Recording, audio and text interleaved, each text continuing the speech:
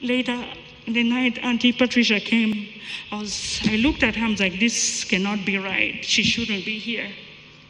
And she told us it's gone. I froze. I was like, this is not possible. We've been praying. Is there a God?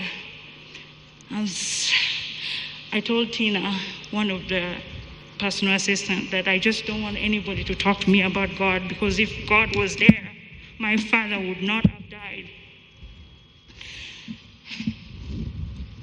I go to Phoenix.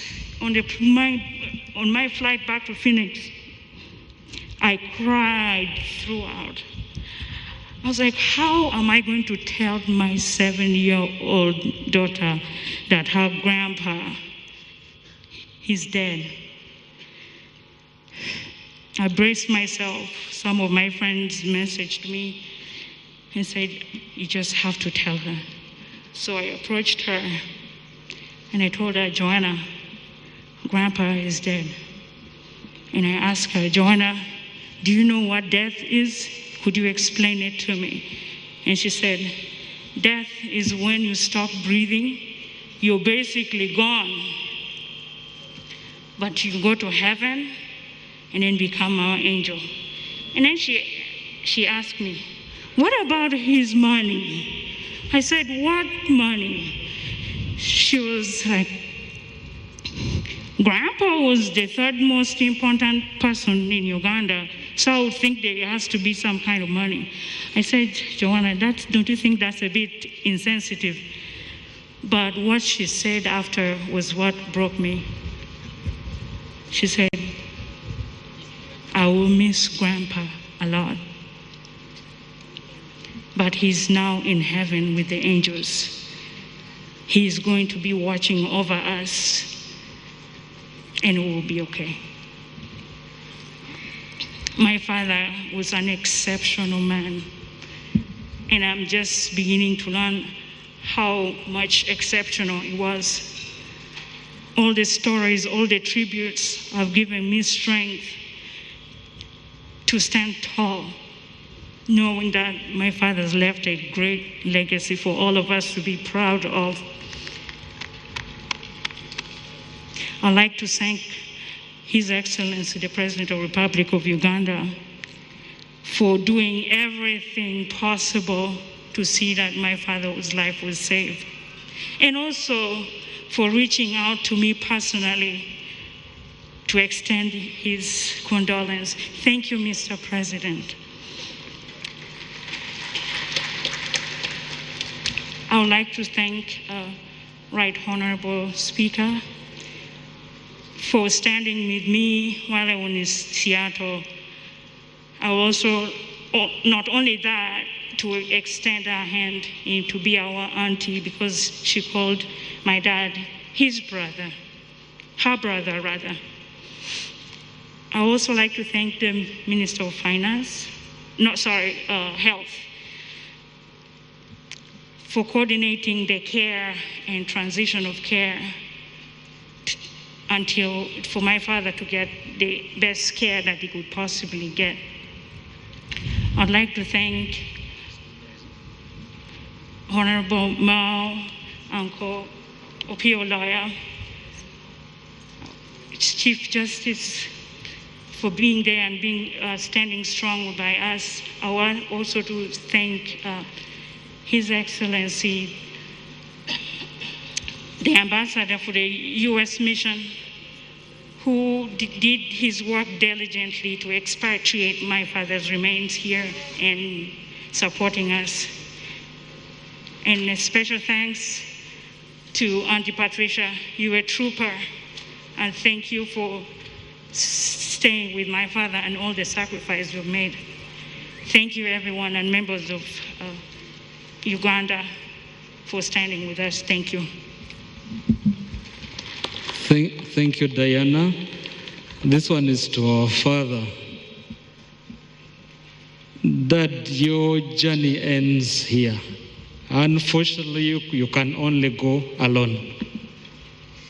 We know that we're in a war of bodies and weapons. Everyone here in Uganda and abroad would have fought to the death with you. Farewell. Thank you, the family, and we give glory to God that you have been able to speak about your father. God bless you. Your Excellency, sir, may I now have your permission to invite the Minister for Health to come and report to the country exactly what transpired. Honorable General Sachen, please. And once you finish your report, we request you invite the Honorable Chief Justice to make his remarks. Your Excellency, as the Minister comes, I heard one of the children saying their family is from across the country. Indeed, Right Honorable Jacob Oulanyah was a nationalist. He was a man you could not associate with the tribe. No wonder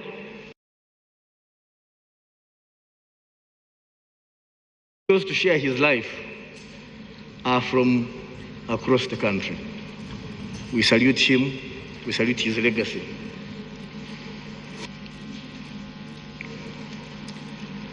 And therefore,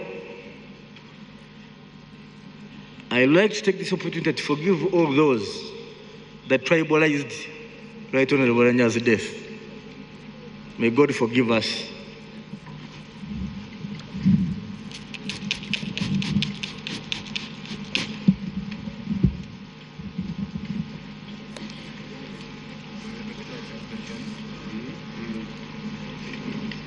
Your Excellency, before I begin, with your permission, allow me to request Dr. Jackson Orem, wherever you are, please come.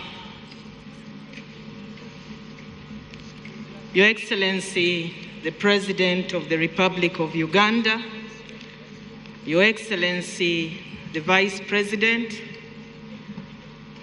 the Right Honorable Speaker, His Lordship, the Chief Justice, the Right Honorable Deputy Speaker, the Prime Minister,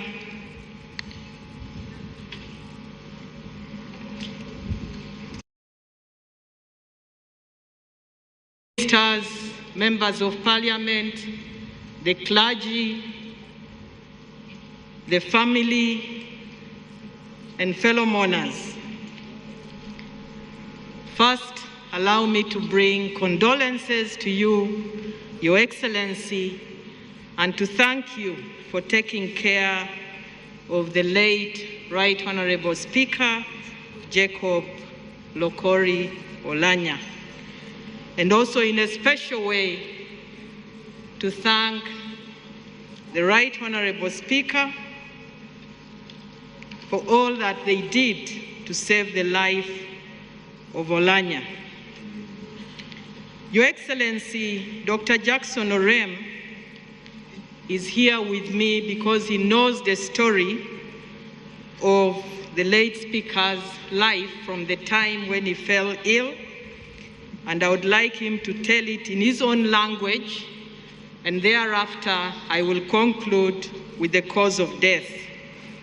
But before that, permit me to thank the following people: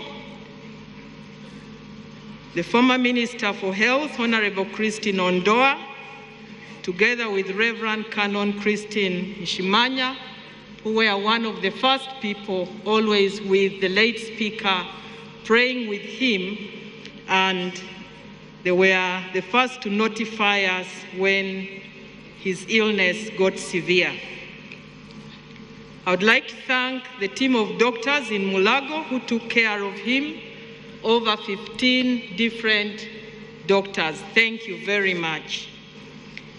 Allow me also to thank the 4 people who went with him to Seattle, Dr. Jackson Orem, who is here with me, Patricia Lakidi, Afande Ocheng, his bodyguard, and Christina Ward, who took care of his meals. In a special way, I would like to appreciate the team of doctors at Seattle Cancer Care Alliance and at the Washington University Hospital where he passed on. Special appreciation to the family for giving us the opportunity to look after Jacob, but also for staying united in the face of challenges. I would like to thank the team that I traveled with to Seattle, led by then it was the Chief Justice, the Speaker of Parliament, currently Chairman Mao, his brother Imuna, and myself. We had opportunity to have a roundtable discussion with the doctors in Seattle. And so the brother, the Chief Justice, the Speaker, know very well what happened to the late Right Honorable Speaker. I'd like to appreciate Ambassador Katende for all he did to repatriate the body. I would like to appreciate all the members of Parliament for your prayers and for loving the Speaker. In a special way, Your Excellency, allow me to thank Mama. From the time Jacob went to hospital, Mama sent him a book for prayer, and she requested us to pray always with him and read for him the verses in the Bible. While I was in Seattle, Mama gave me a call and asked me how the Speaker was.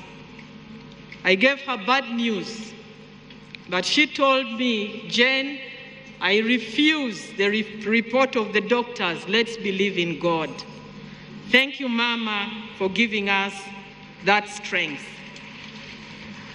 Your Excellency, I will now request Dr. Jackson Orem to tell the story in his own language, and then I will conclude.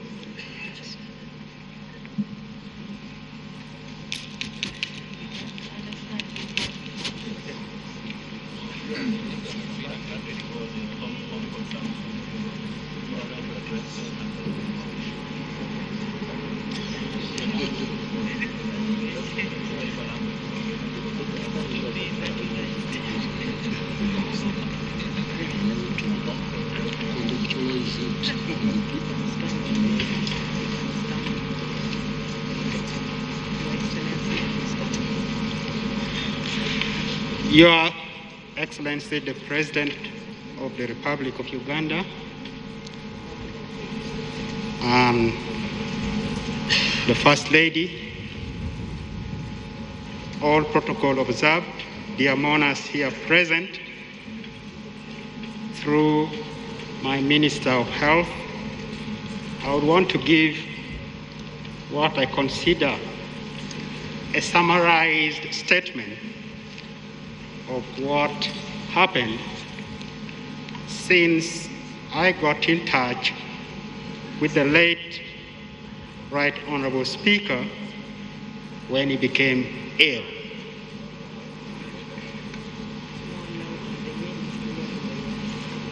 It was precisely about 2 years ago that the genesis of the ailment of the late Speaker started. That is about late October 2019.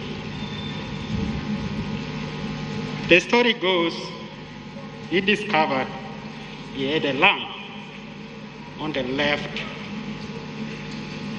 side of his neck. And he went and got surgery to remove a piece of that lump. And that is called a biopsy.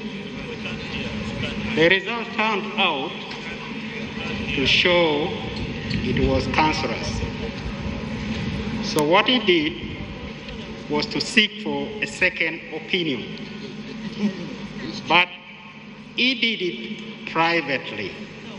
He went to Germany. And while he was in Germany, he was reviewed, and the entire process was repeated. Another biopsy was taken, and the result turned out to show that indeed it was cancer. The difference was that the type that was shown in Uganda was different from what came out in Germany. In Germany, they confirmed that he had a type of cancer called diffuse large B-cell non-Hodgkin's lymphoma. You can just call it lymphoma in short. And because of that, and agreement with the diagnosis, a staging was done, and staging is just simply to show how far the cancer has gone, and they gave it a stage of 3. That means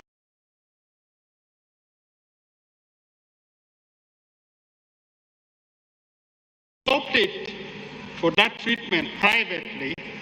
Indeed, it was started.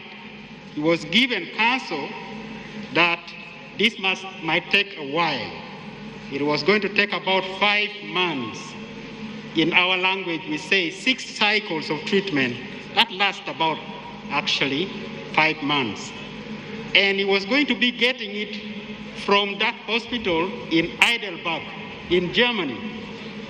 And indeed, he stayed there a while to receive 2 cycles of the 6 cycles that he was supposed to get.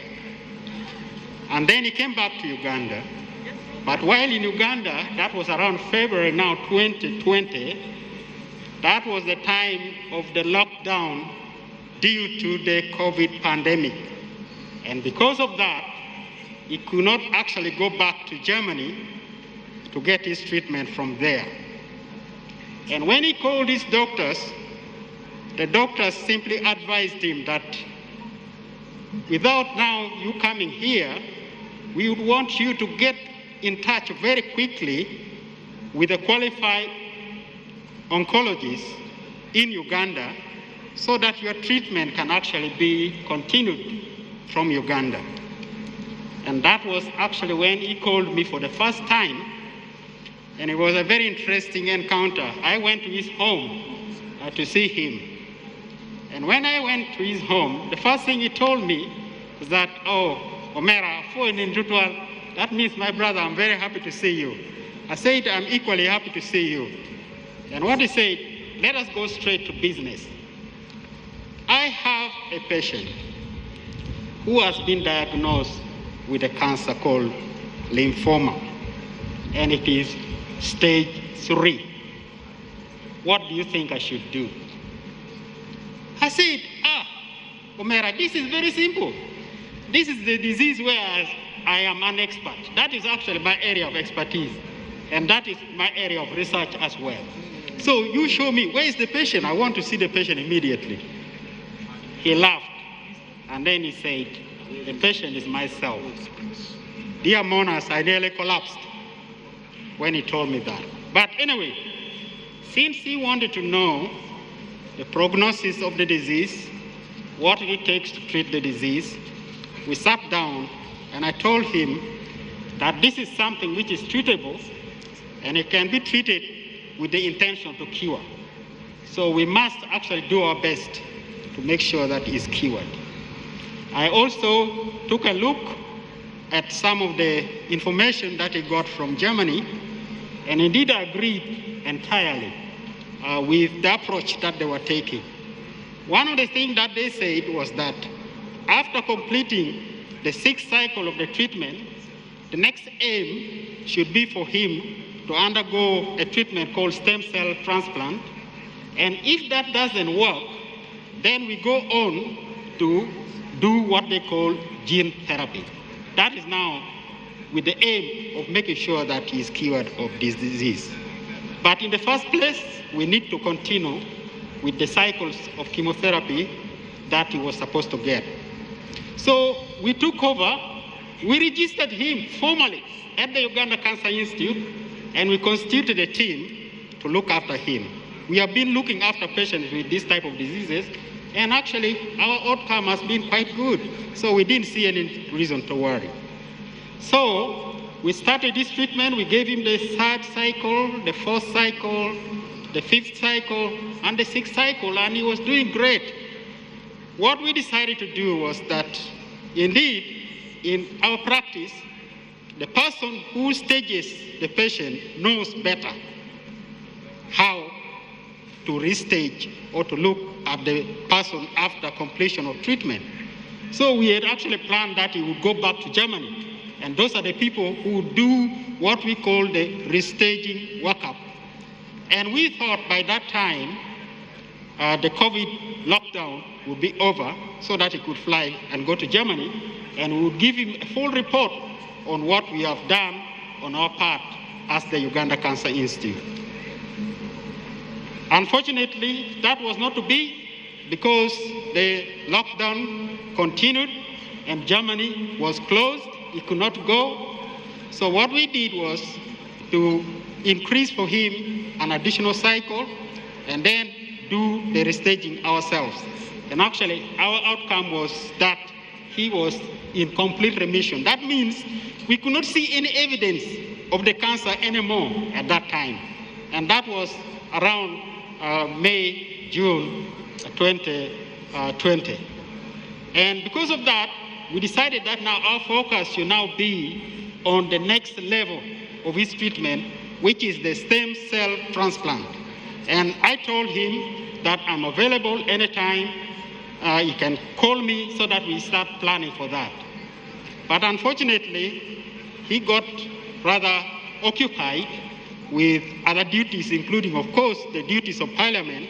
And because of that, it took us a while before we could meet. And the next time we met, or the next time he called me again, was almost 6-7 months later. And what he was telling me was that actually the mass had come back, the same site. And I said, what is happening right now? He said that he was undergoing some evaluation by a surgeon. And I told him that, let me talk to the surgeon. And I talked with the surgeon. He gave me the phone, and we concurred that he needed to again repeat the biopsy so that we know, is this the same cancer or is it a different one which has come back? And actually, the biopsy was done. It showed that it was still the same. So we restarted him again on now what we call second-line treatment. And we gave him 2 cycles of treatment with very, very remarkable improvement. The disease was still very, very sensitive. And that now brings us to about now May and April and May of 2021. And actually after that, again, he got also rather busy. And again, something else happened. He again called me that, hey, Dr. Ren, where are you? Come, I want to see you. So I rushed, and I found him actually admitted in a clinic. And what he told me was that he had undergone another surgery, which I did not know of. And this time it was for a repair of a hernia that he thought was bothering him. And what happened was that this repair got complicated because there was obstruction of the gut in that incision. And actually that now meant we now have a completely different situation in our hand. He was very sick, he could not eat. Everything was being given to him through the vein, including his food, his feeding. So in that situation now, the cancer issue takes a back seat because now the emergency is saving him from the complication of surgery. And actually, to cut a long story short, immediately an arrangement was made. He was airlifted to Dubai. That is where now the complication of the surgery was actually addressed and handled properly. But before he left for Dubai, I actually myself wrote a report, a detailed report that shows that despite the fact that this patient has this surgical problem, the main problem we have with him is cancer. So once the emergency is handled, we should not lose sight of the cancer. And actually, after the emergency was handled, the doctors in Dubai, they were also so good. They looked at my report. They followed exactly what I indicated in the report. And the treatment for the cancer was resumed after the operation. And that now brings us to about August and September of 2021. And he comes back from Dubai and he reports to me. And actually, we look at the report from the doctors in Dubai. They said, for the surgical part, we have now no problem.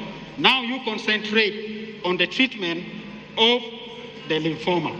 And that is where we kind of now zeroed.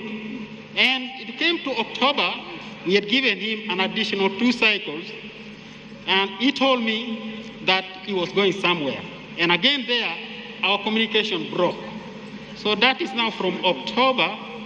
The next time I hear again back from him was through my Honorable Minister Achain in the middle of January this year, telling me that actually he was not well at all, and she decided to get him admitted in Mulago quietly, and I should actually make my way and go and find out and try to see how best I can be of help. And indeed, I again got in touch with him. My first question to him was, Right Honorable Speaker, what have I done to you? Why have you done this to us? For him, he was just telling me that, Omera, my brother, if you want to help me, help me. There is now no reason for you to quarrel.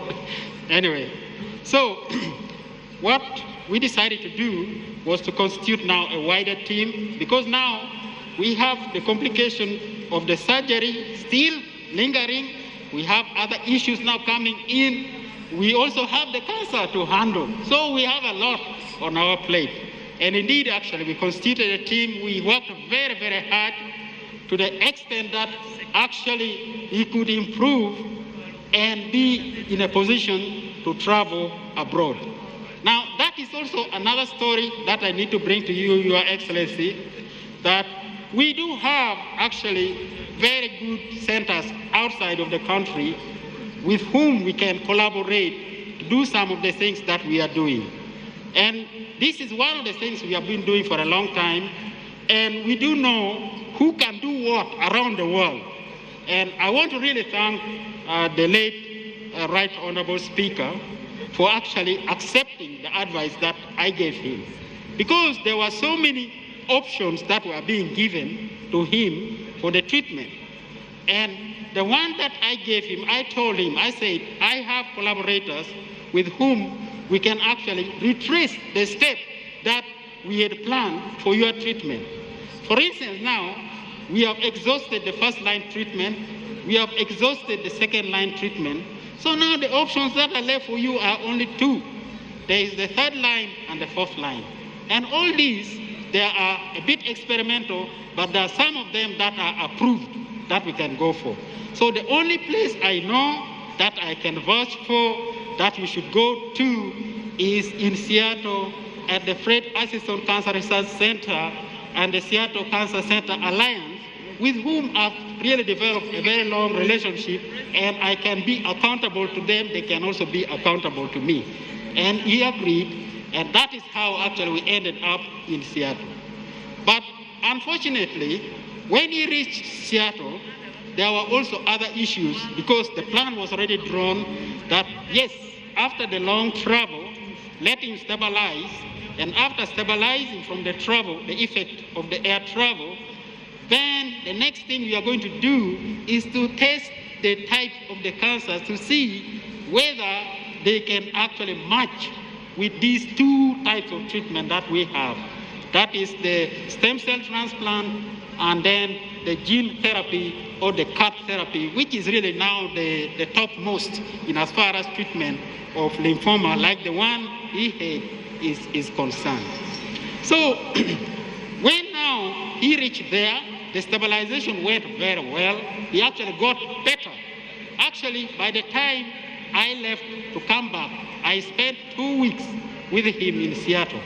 By the time I left to come back, everything was looking very good because he was jovial, he was up and about, and the next thing that was now left was just to plan for starting him on the next treatment as we had planned for him to go there and receive.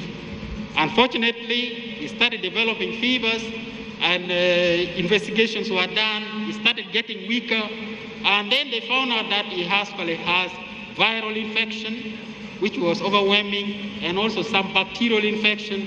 And then thirdly, his bone marrow were not now responding. Even if it is stimulated, it is no longer producing the blood cells that are needed, that are so crucial for the type of treatment that he was going to be receiving.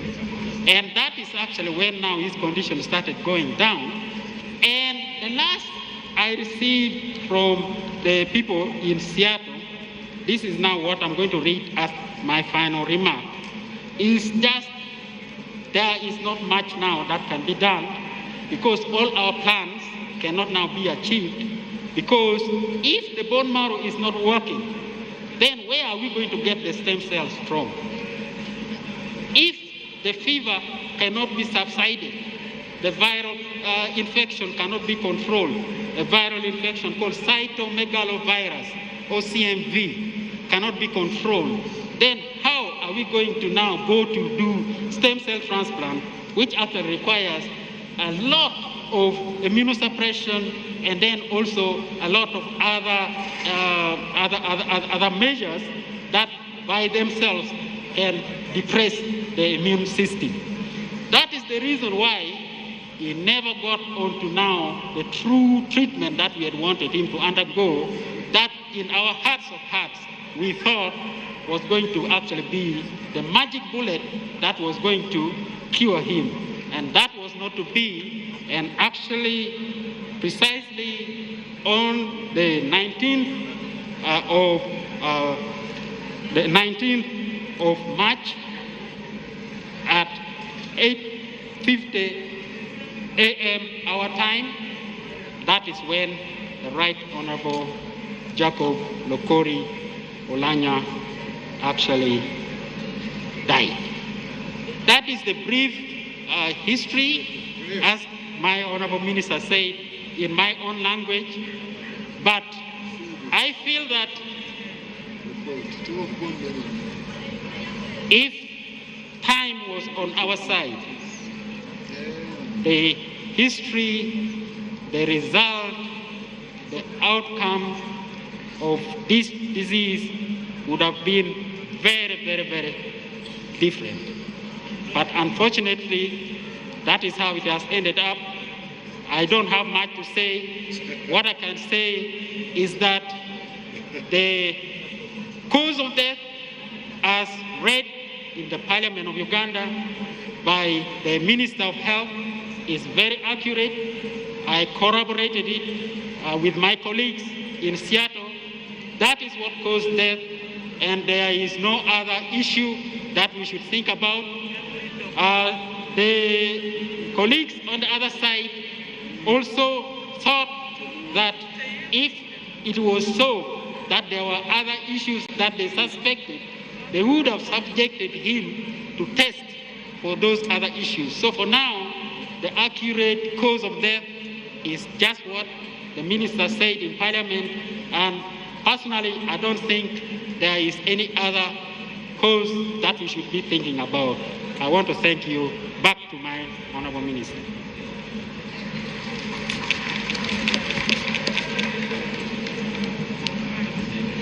Thank you very much, Dr. Jackson Orem, and we thank you and the Uganda Cancer Institute for looking after the late Right Honorable Speaker Jacob Oulanyah. Your Excellency, I will now read what the hospital gave us, and I will start from the immediate cause of death. The immediate cause of death was multi-organ failure. The heart failed, the lungs failed, the liver failed, and the kidneys failed. 2, there were severe multiple infections with bacteria and viruses as a consequence of total bone marrow suppression. As you heard from Dr. Rem, his bone marrow was no longer responsive, and in medical terms, we call this pancytopenia. And all this resulted from progressive stroke recurrent, diffuse large B-cell non-Hodgkin's lymphoma, and possible prolonged treatment with chemotherapy, because chemotherapy itself causes bone marrow suppression. The contributory conditions included lymphatic system depletion. The Right Honorable Oulanyah had a splenectomy done. His spleen was removed when he was still in Makerere. And the spleen is one of the organs that produces blood cells. So he didn't have a spleen. And at the same time, he had very poor immune response. He had bleeding in the gastrointestinal tract as a result of the bone marrow suppression. He also had bacteria that was resistant to all antibiotics. This was Klebsiella pneumoniae, which the doctors thought he acquired while he was still here in Uganda. And then lastly, the virus, the cytomegalovirus, which he was getting treatment for, but the viral load was quite high. Your Excellency, this is a summary of the report that came to tell us the cause of death. Once again, allow me to appreciate you, Your Excellency, for looking after the Right Honorable Jacob Oulanyah, to appreciate Mama, the Speaker and the Deputy Speaker of Parliament, the Prime Minister, all the members of Parliament, and the clergy. Thank you very much for listening to us. May the soul of my brother, Waterpap, rest in eternal peace. I thank you.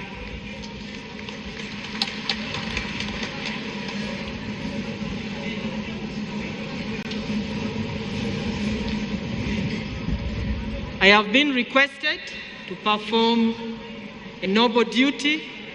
It is now my honor and pleasure to invite His Lordship, the Chief Justice, to make his remarks. You're welcome.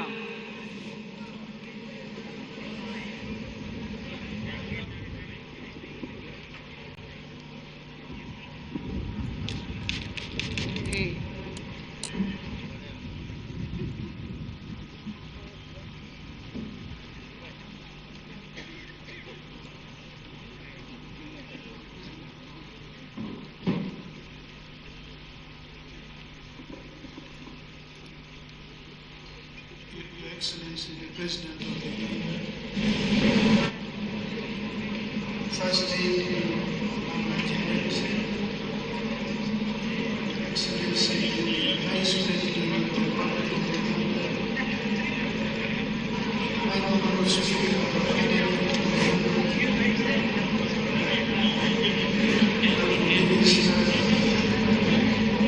members of Parliament,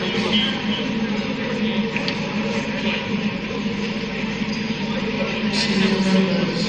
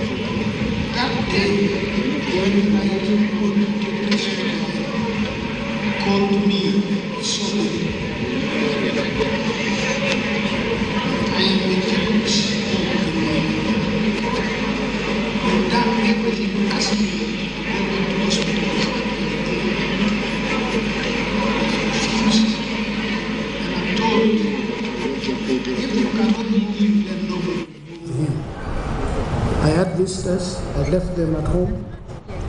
I went to Muyenga. I looked at Jacob. He looked at me and greeted me with tears and started singing. I could not hear the word. I put my ears next to his lips. He was singing a funeral song. He was singing a dirge. And I told him, "You are lying. I'm not going to join you in that funeral dirge of yours."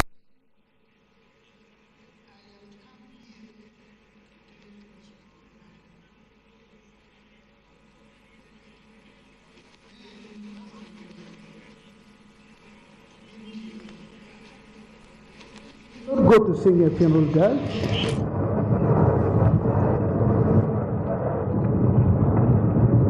We will organize a Thanksgiving in Lalugi at Pora's home. His father's identity utterance is a Pora. I never call him by the name Mokokore. I call him a Pora. We will dance Bola together. Your Excellency, you saw us dancing Bola with Jacob in Patongo when I organized a Thanksgiving in 20.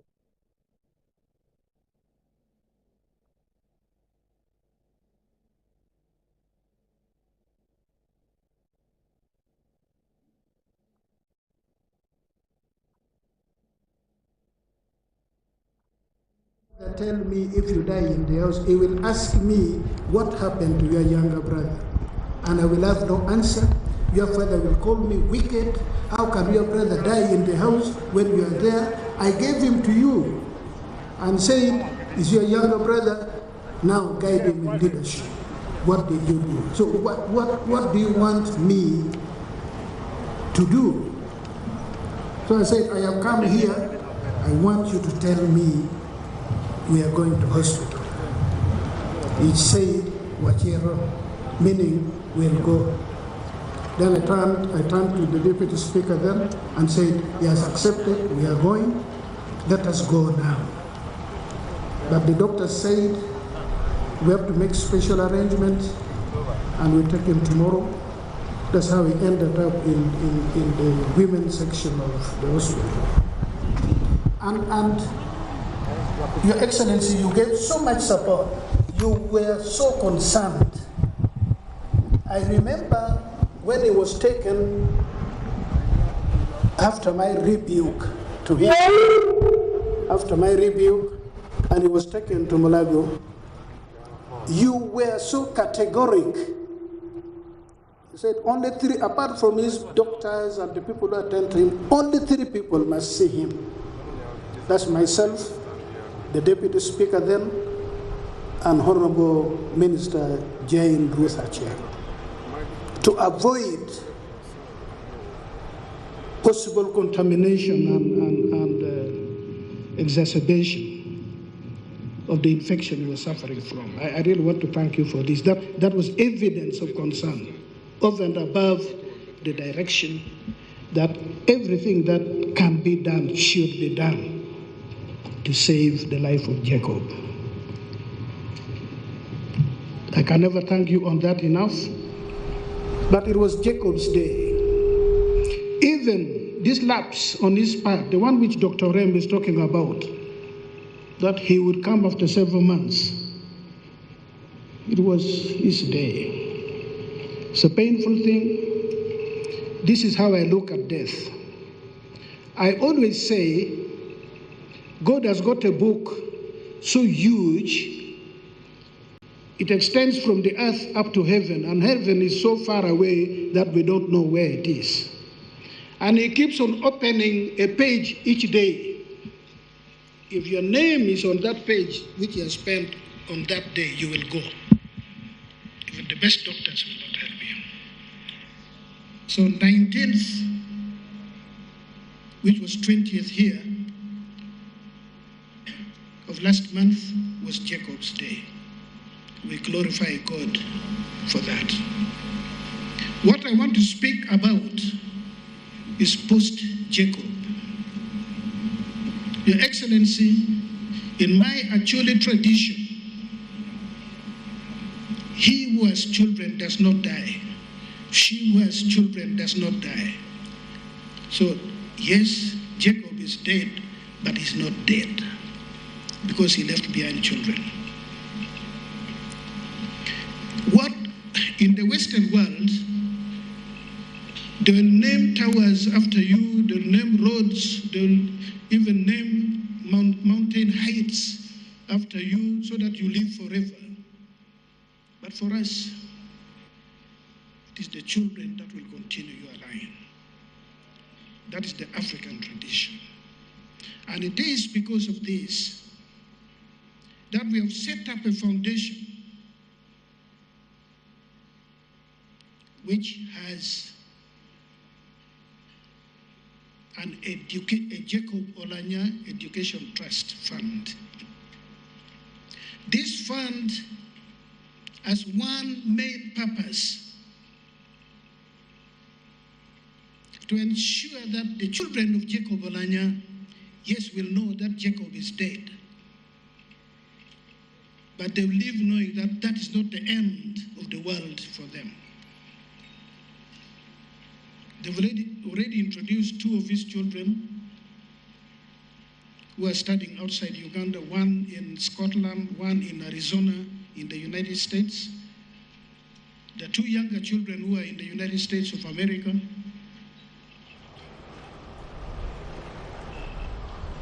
There's one girl who is here in Uganda and who has shown another one who is in primary school. Our vow, we who Jacob Oulanyah meant everything to us, is that these children will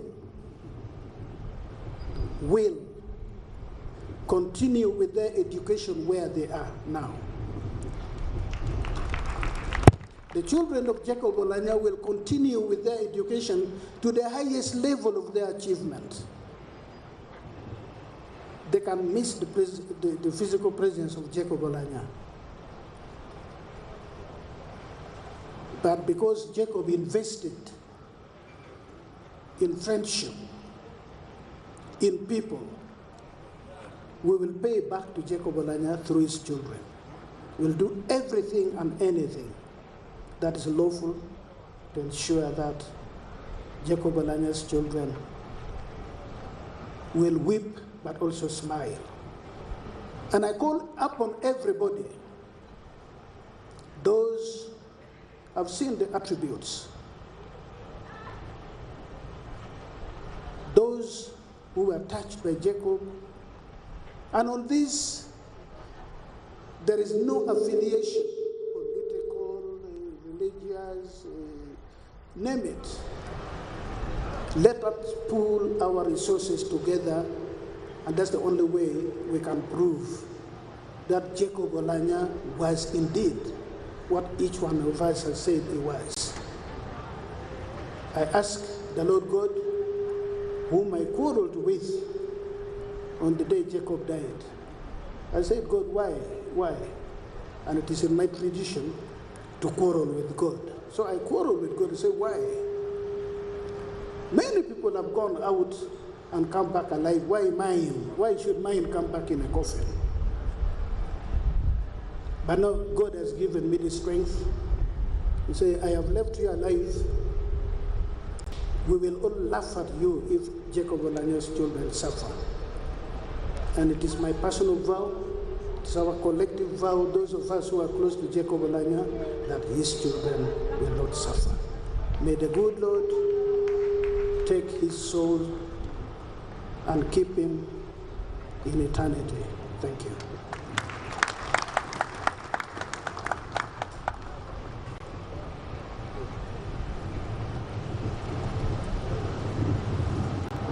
I'd like to thank you, Your Lordship, the Chief Justice.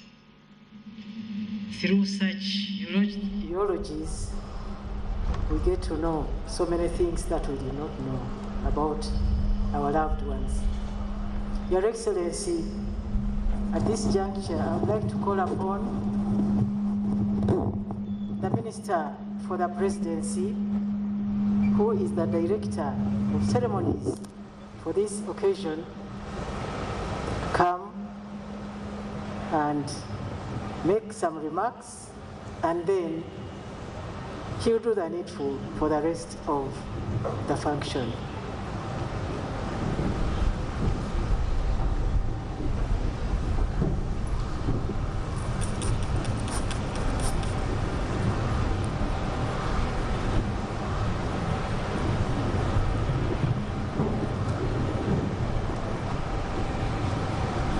Your Excellency, President of the Republic of Uganda, Commander-in-Chief of the Armed Forces, National Chairman of the mighty Party NRM, and Chief Mourner, Retired General Yoweri Kaguta Museveni,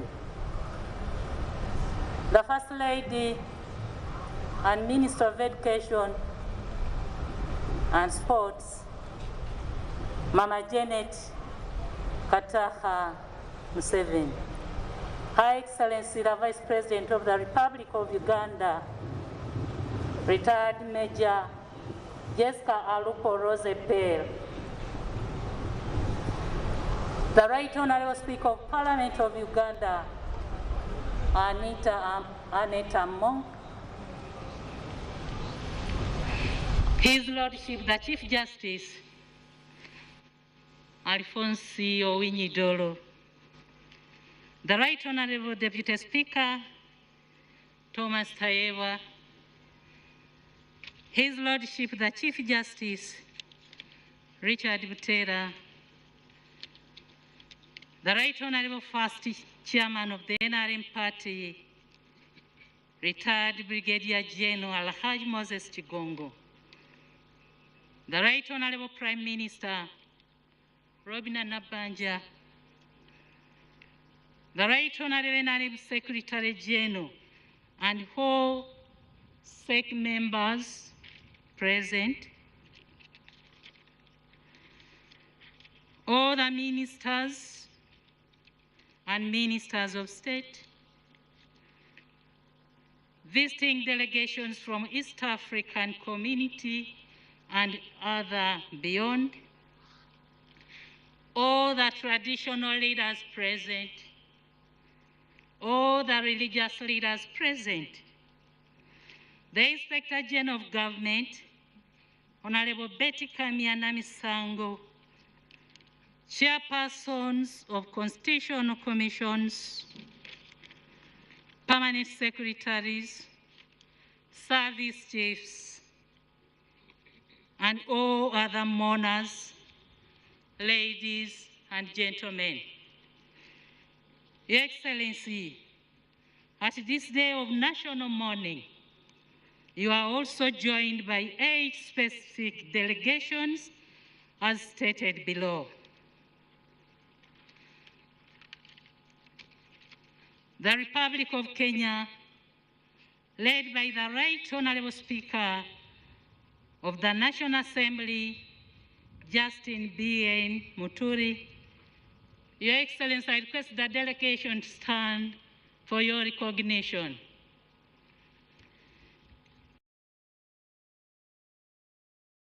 The Republic of Tanzania, led by the Right Honorable Speaker of Parliament of Tanzania.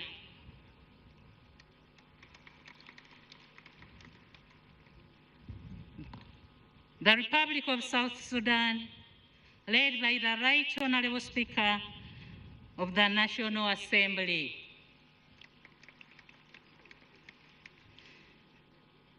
The Republic of Rwanda, led by the Deputy Speaker, Chamber of Deputies.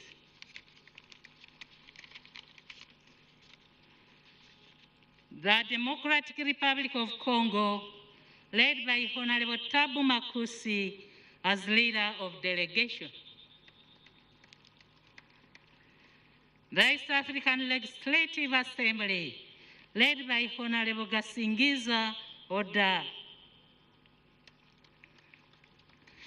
The Republic of Burundi, led by Right Honorable Nyakirutimana Joseph, the Deputy Secretary General. Honorable Wamalwa Eugene, Cabinet Secretary of Defense, Republic of Kenya.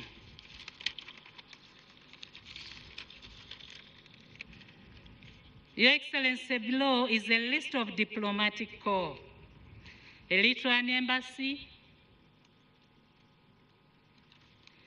Embassy of the Democratic People's Republic of Korea,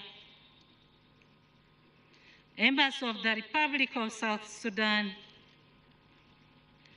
High Commission of Tanzania, Embassy of the Federal Democratic Republic of Ethiopia, Apostolic Nunciature, Embassy of Sahrawi, Embassy of France, Embassy of Burundi, Embassy of Italy,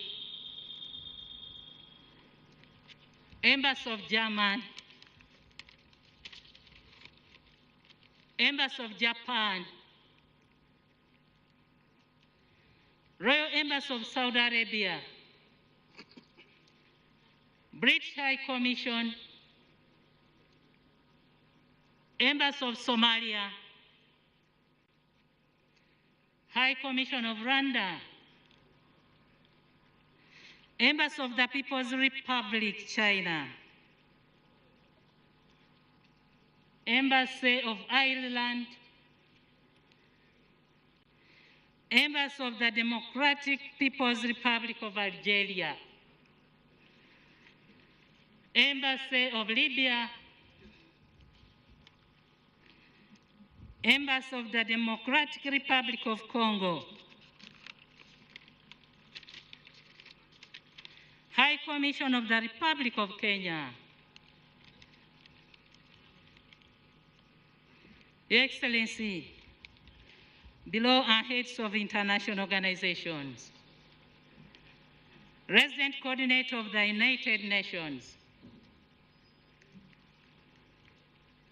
United Nations Development Program, United Nations Office of the Commission of Human Rights, United Nations Children's Fund, United Nations Country Representative Women, World Health Organization, World Health Organization, United States Agency for International Development, UN Food and Agriculture Organization, International Organization for Migration, Your Excellency, Honorary Consuls of Botswana, Czech Republic, Eswatini, and Colombia.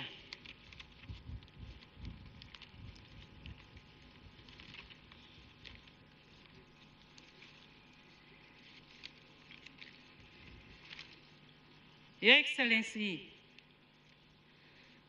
we are all here to say our departing words to the late Speaker of Parliament, especially to remember his special contribution to this country and to the people of Vermont, where he was born.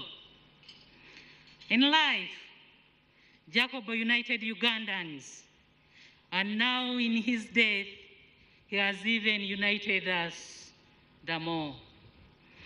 We thank you, Jacobo, for bearing this beautiful fruit of unity, which traces its roots from the years gone by, when you saw the need to bring Ugandans from the opposition UPC into the broader national resistance movement, so we can together develop our country. I join the rest of Ugandans, the members of Parliament, and the legal fraternity to mourn Jacob Oulanyah. We will always remember his integrity, his honesty, his power of speech, all of which made him admirable. I take the opportunity to thank His Excellency, the President, for fulfilling his constitutional mandate and accord the Right Honorable Jacob Oulanyah a state funeral. But even beyond the provisions of the Constitution, Jacobo was a person friend of yours. You valued him for who he was, the people of Uganda and Africa as a whole. Jacobo was an asset to the NRM party, to the Parliament of Uganda, to the people of Vermont, and to his family. He lived a life of integrity, and he was not a man of double standards. Your Excellency, as a personal assistant to the NRM National Chairman, I had the opportunity to work with Jacobo to mobilize for the party in the different parts of the country. I recognized that Jacobo had fully bought the NRM ideology and was deeply concerned about developing the party and not the quick fixes and quick gains that I see many people going for.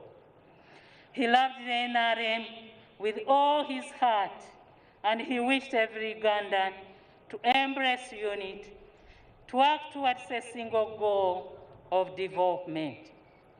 The late Jacob Oulanyah joined NRM due to its excellent ideology, and he understood the four core principles of the NRM. As we sit here to express our final thoughts about this great leader, I would wish to challenge all of us to reflect on the values that he stood for in life, and if they are anything to go by, they should help us to move this country forward. Jacob was straightforward in everything he did. He was bold and determined in his actions. When he determined the right course of action, he stood by his words. He did not change course, and he spoke his mind. A God-fearing man, he had a large heart that touched many less fortunate lives in this country. As a politician, he preferred politics of unity, of conversation, of compromise, and a common destiny. He was always optimistic, truthful, and authentic in his service. He stood for the truth, shunned corruption, and lived by example. When it came to use of public resources, he did not hide things under the carpet, and that's why no one will associate his name in any corruption scandal in future. He was patriotic, loyal, and had a special warmth of heart that made it easy for anyone to get along with him. We all unite to speak these words about him as testimony of our deep-hearted appreciation for the earthly works that he did for the sake of humanity. I thank the following categories of stakeholders for an excellent job done and for all the inputs and personal involvement in preparing for the burial of the Right Honorable Jacob Oulanyah. His Excellency the President and Chief Mourner, Your Excellency, I'm really humbled for the state funeral. Thank you for loving Jacob. The members of the National Organizing Committee, the Right Honorable Speaker of Parliament, the Clerk to Parliament, Her Excellency the Vice President, the Right Honorable Prime Minister, Minister for ICT, Honorable Minister for Foreign Affairs, and the entire staff, Honorable Minister of Health, Honorable Minister of Security, Honorable Minister of Economic Monitoring, Honorable Minister Beatrice Anyoa, Honorable Minister Harriet Intabaz, the Honorable Ministers, the cultural and political leaders from Acholi and Lango. I call upon the new Speaker of Parliament, Right Honorable Anita Mong Arnett, to walk in the footsteps of the late Jacob Oulanyah and to fulfill his dream and plan for the 11th Parliament.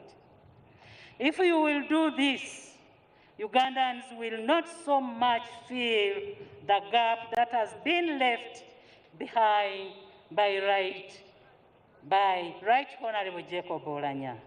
May his legacy live on, and may his soul rest in peace.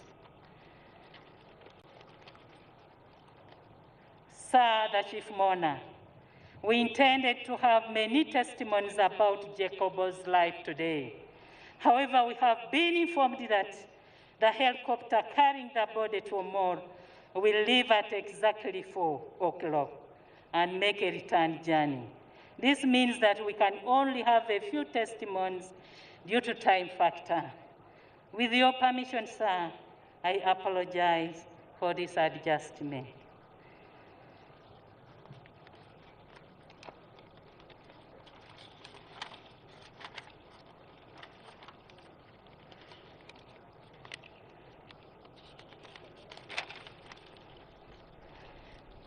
Your Excellency and Chief Mourner, I kindly request you and Mama, the First Lady,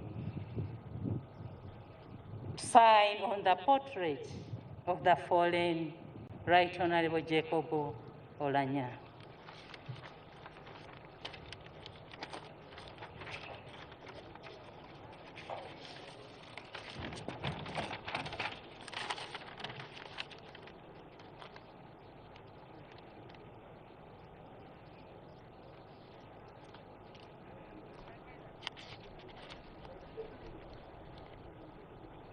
I now take the honor and privilege to invite the Right Honorable Speaker, Honorable Anita Among Arnett, to give her remarks.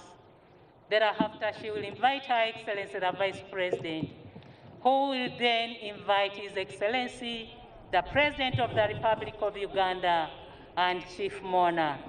I thank you, sir.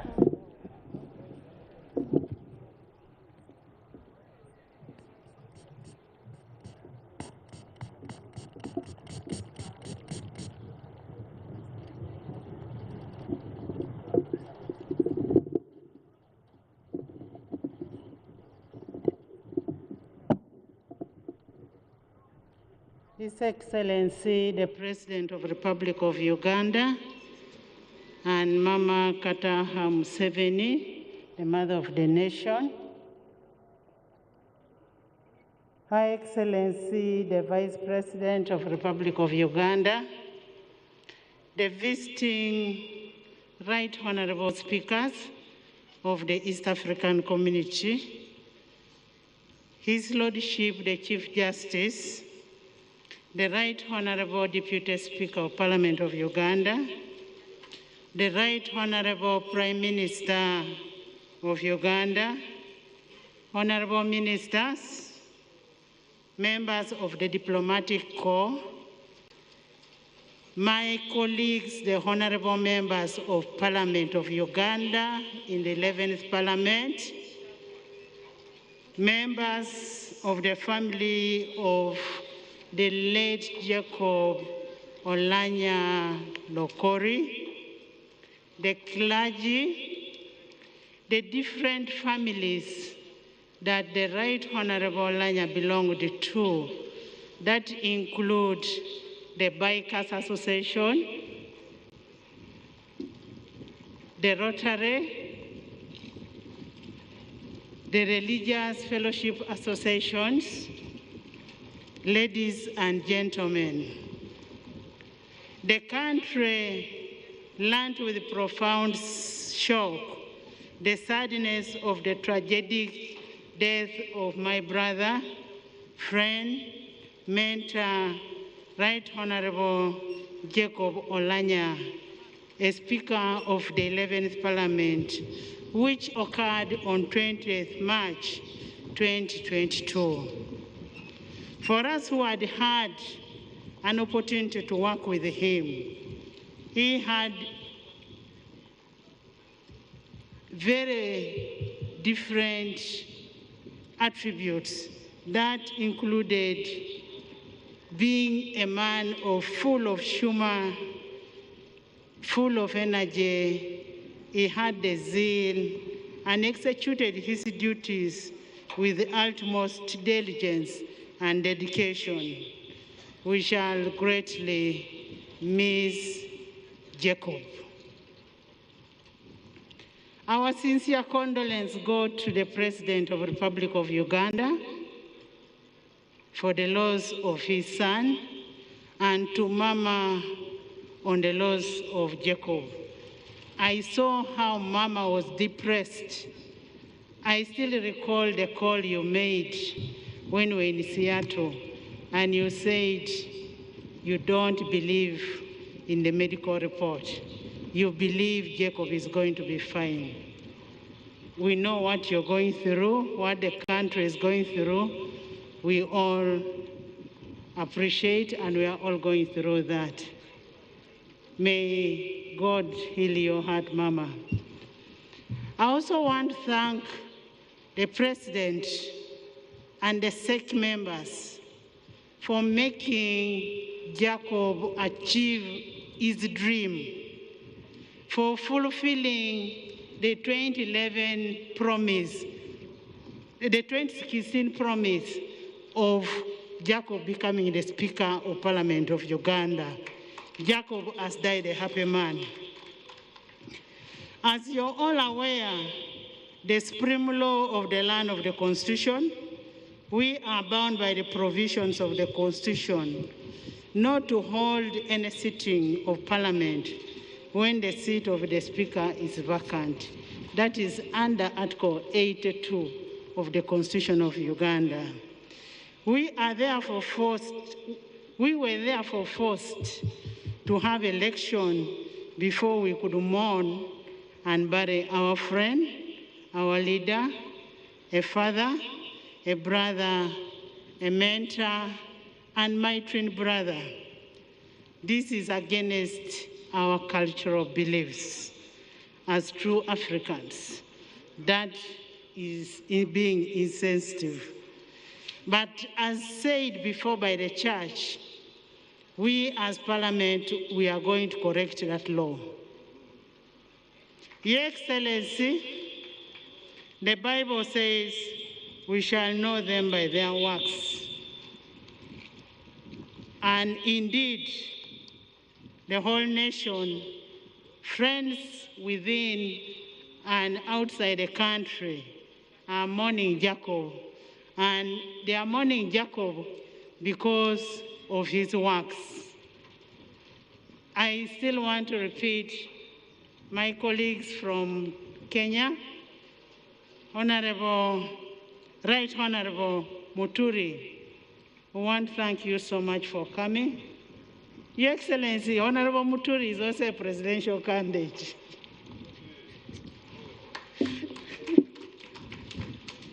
I also want to thank my sister Tulia, the Speaker of Tanzania. Thank you so much for loving Uganda and loving Jacob. And I want to thank my sister Gemma in Uganda. Uganda is a pearl of Africa. I want to thank Your Excellency for doing everything humanly possible to save the life of Jacob. You supported in medical evacuation the treatment of this servant of this country, but then God had a different plan, and we must unfortunately accept it. Thank you so much, Your Excellency, for that kind heart. Thank you so much, Mama. We must really say thank you, thank you. We can't thank you enough. The nation has lost a great patriot, a nationalist, a Pan-Africanist, who always worked to see development not only in his constituency, but in this country as Uganda and Africa as a whole. The Right Honorable Oulanyah Jacob wholeheartedly participated in the negotiation to restore peace in the northern Uganda between the government of Uganda and the Lord Resistance Army, despite the risks that were involved. He risked his own life to secure peace in this country, and we must applaud him for that, and we'll miss such negotiation skills. On the international scene, the contribution of Honorable Jacob Oulanyah can be seen from the outpouring condolences that we have received. We've received a number of condolence messages from all over the world on the passing of Jacob.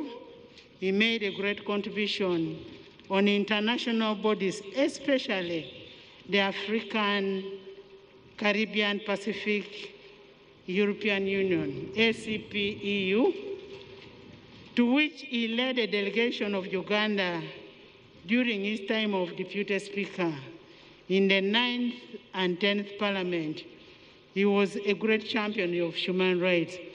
And Deputy Speaker, you need to take on as a Deputy Speaker, because Jacob led this as a Deputy Speaker. we want you to make us proud. Your Excellency, Right Honorable Jacob Oulanyah respected humanity. He espoused the principle of Ubuntu, literal meaning, I am because we are, and since we are, I am. He always wanted everybody to be respected, regardless of their status or origin. He never wanted anyone to be treated unfairly. Colleagues, if we can learn to live with this principle that he cherished, his soul would rest in peace. I remember what one of the members of parliament said yesterday, that Jacob was one of the persons who respected women.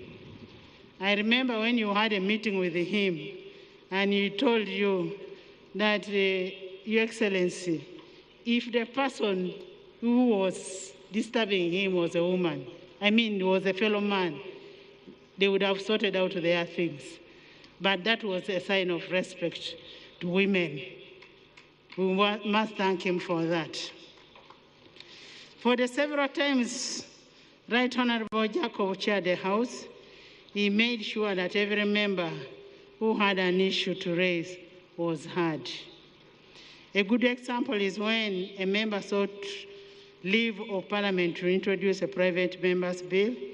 He would always remind the House that it's a constitutional right for every member to be given a right to raise a private member's bill, and which we need to emulate on what he started. Right Honorable Oulanyah leaves us, but has left an outstanding legacy. The legacy that he has left, he was a very good timekeeper, very unmatched timekeeper.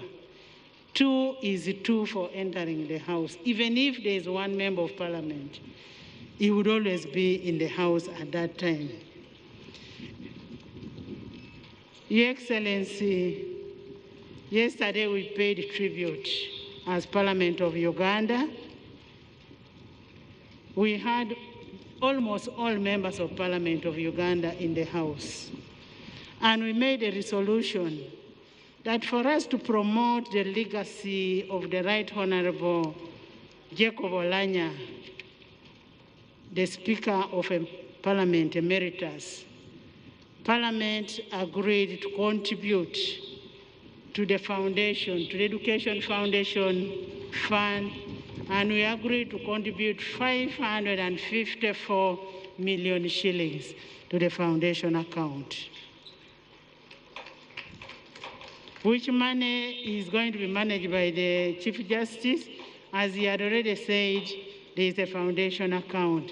We agreed as members of Parliament who love Jacob, not as Parliament, members of Parliament. We also passed a resolution yesterday that since it is the first time we are losing a sitting speaker, we made a resolution that we should have 23rd March of every year as a day of Jacob Oulanyah Memorial Lecture. And that was passed in the House, and we promise that we shall always have that lecture and in memory of Jacob Oulanyah. Your Excellency, sir, we want to promise you, I and my Deputy Speaker, we know you had a lot of hopes in the 11th Parliament. We will not disappoint you. We will work and finish the vision that Honorable Jacob Oulanyah has left behind. We will make sure we work and fulfill the vision of Jacob Oulanyah of making sure that Parliament of Uganda is a people-centered parliament, is a parliament that debates on evidence-based. With all those words I've said, Your Excellency,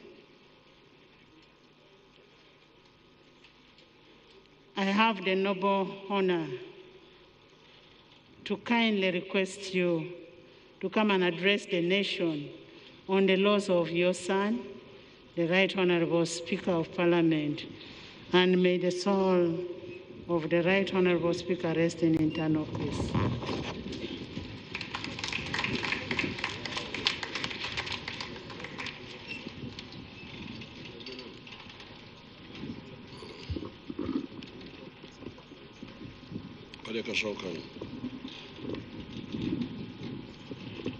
Excellency the Vice President, the Right Honorable Speaker of Parliament, His Lordship the Chief Justice,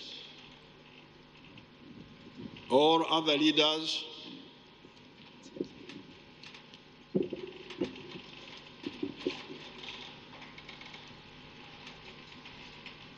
and mourners, and our visiting guests, the speakers of the sister parliaments, and members of the diplomatic corps. First of all, again, I extend condolences to the family of the late Jacob Oulanyah and to all Ugandans. I extend condolences to everybody. I thank the brother countries of Africa, especially Central Africa and East Africa, for sending delegations to mourn with us. This shows the brotherhood we have been struggling so much for.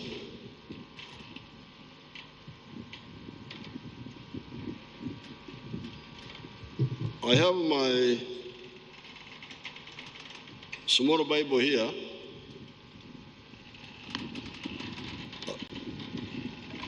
which sometimes I refer to. Now, in the book of Galatians, chapter 6, verse 7, it goes as follows. Do not be deceived. God is not mocked. For whatever man sows, that he will also reap. This is in the book of the Galatians, verse 7, chapter 6. And then verse 9 says, and let us not grow weary while doing good, for in due season we shall reap if we do not lose heart.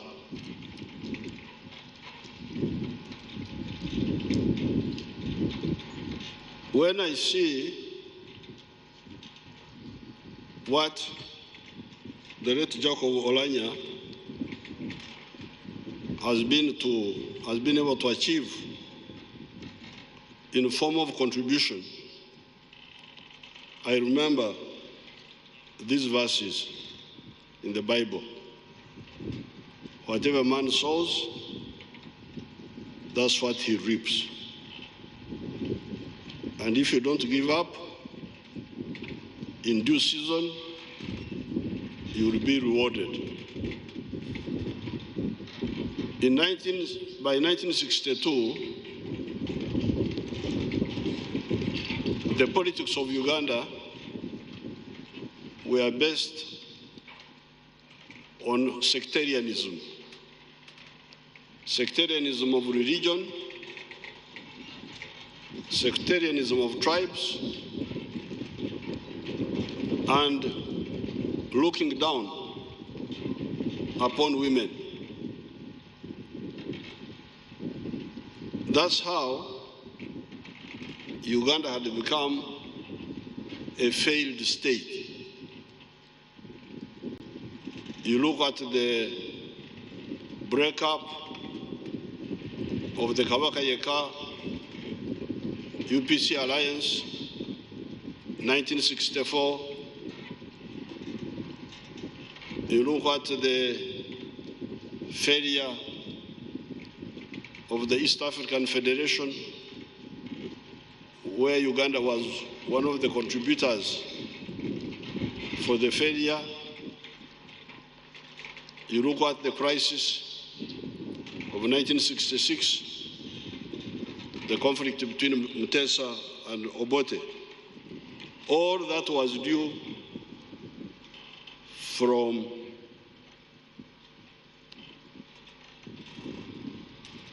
sowing a bad seed.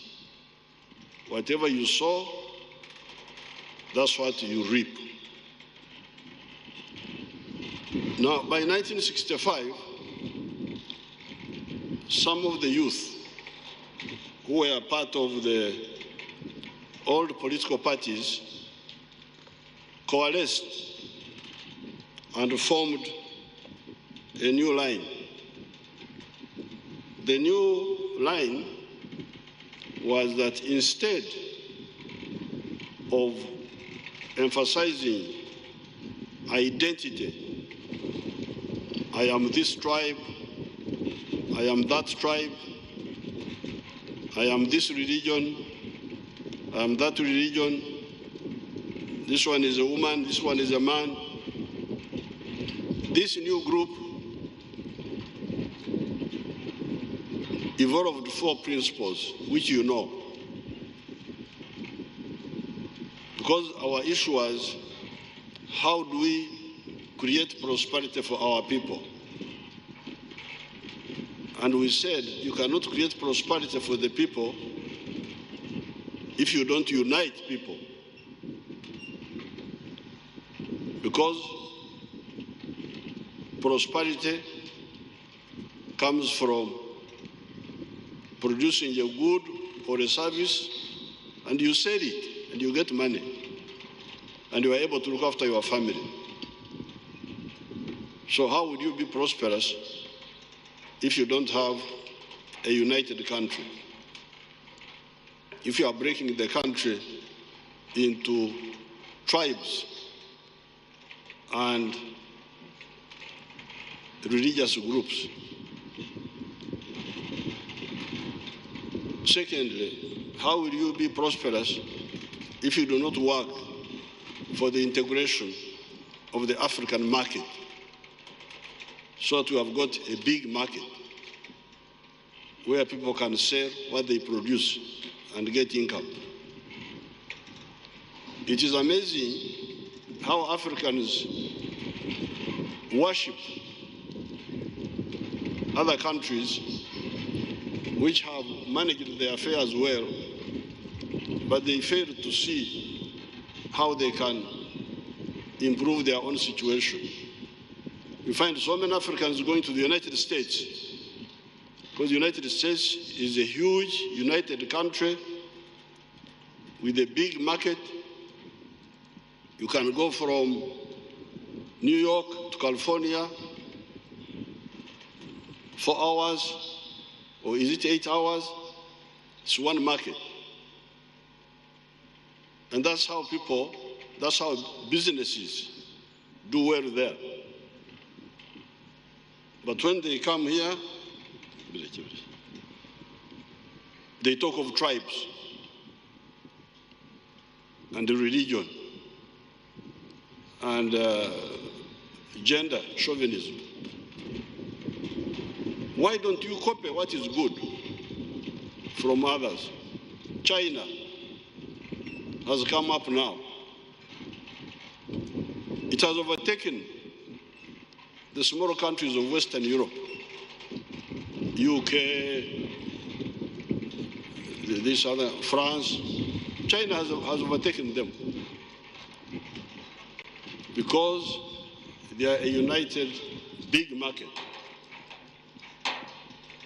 India is coming up. So we are seeing how can the Africans ensure their prosperity. And people were talking about tribes, religion, gender chauvinism. That's how we said, no, we don't accept this. We are for the principles of patriotism, what we call in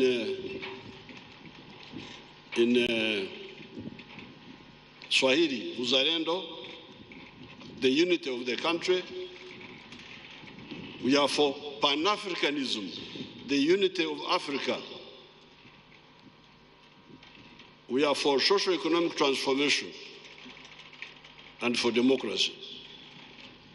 That's how we started, 1965, challenging the other line, the line of blood is thicker than water.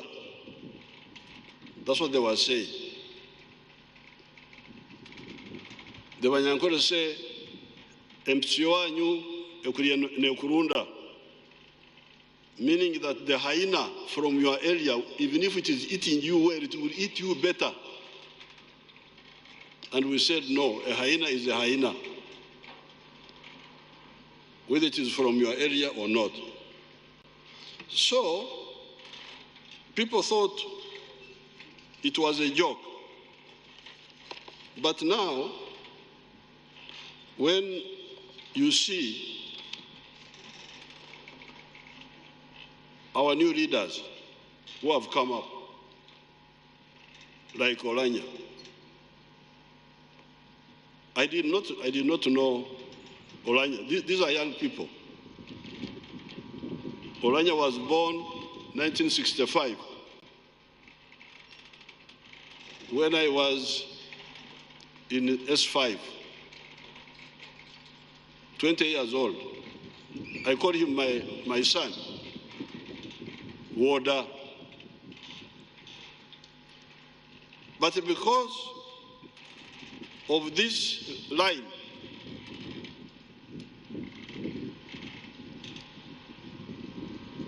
of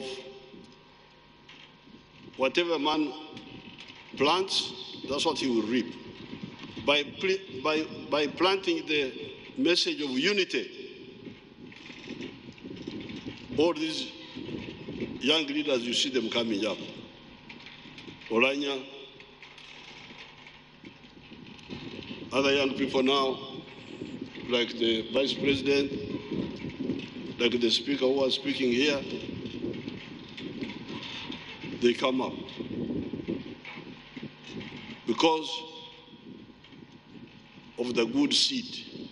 Whatever you plant, that's what you harvest. If you plant sectarianism, definitely you will harvest different results. But now, coming to Oulanyah as a person, again I have my Bible here. It is old, but the words are there. Luke chapter 10,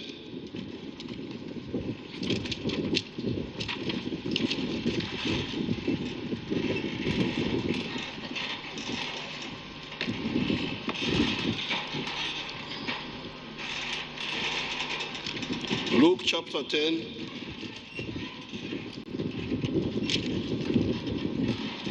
verses 25.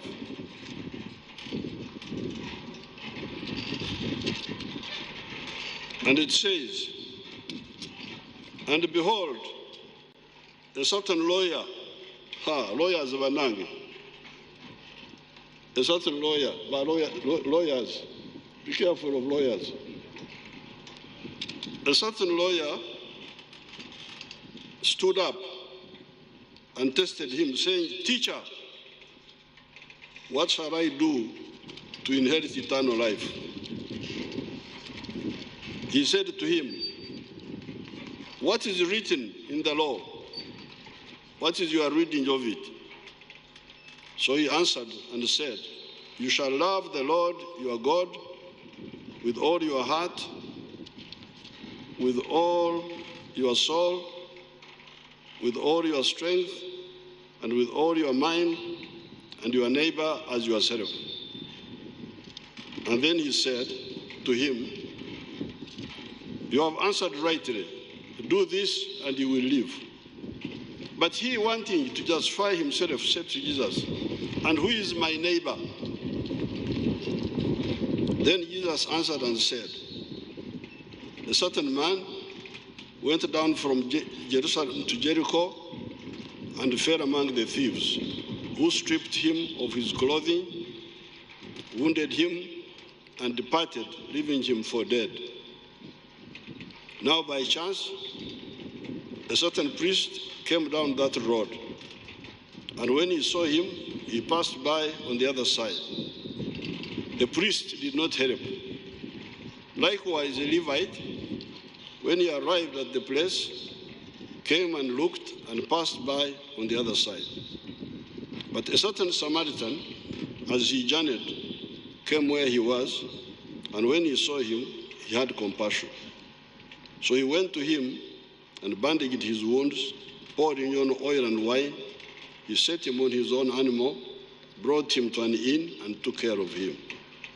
On the next day, when he departed, he took out 2 denarii, gave them to the innkeeper, and said to him, "Take care of him, and whatever more you spend, when I come again, I will repay you." So which of these 3 do you think was the neighbor to him who fell among the thieves?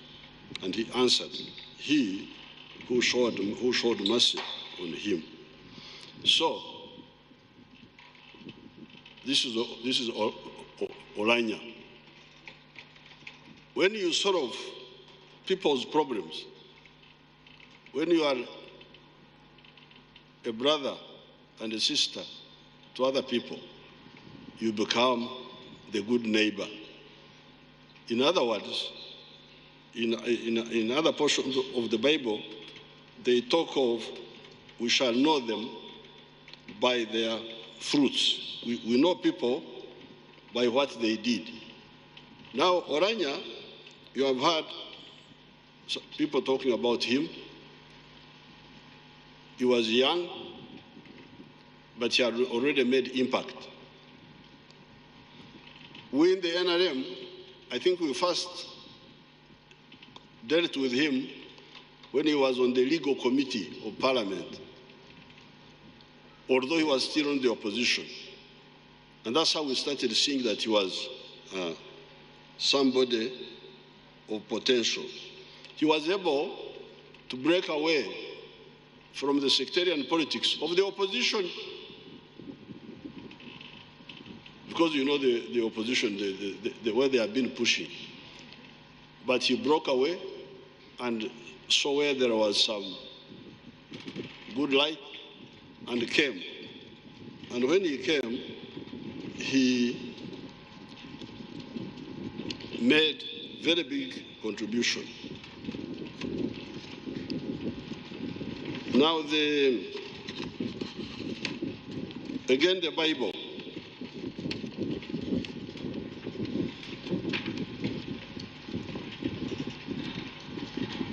In the book of Matthew, chapter 25, verse 14.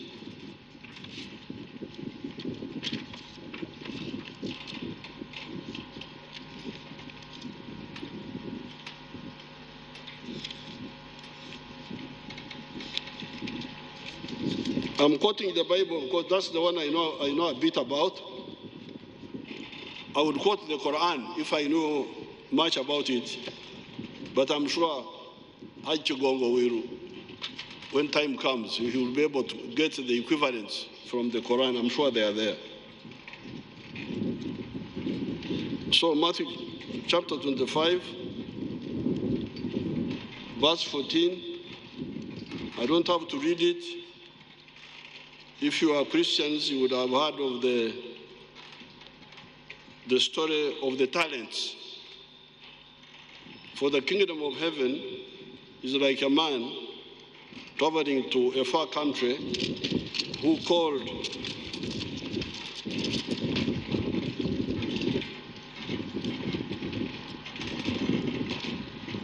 his own servants and delivered his goods to them. This is the story of the talents. I don't have to read it, you must have heard about it.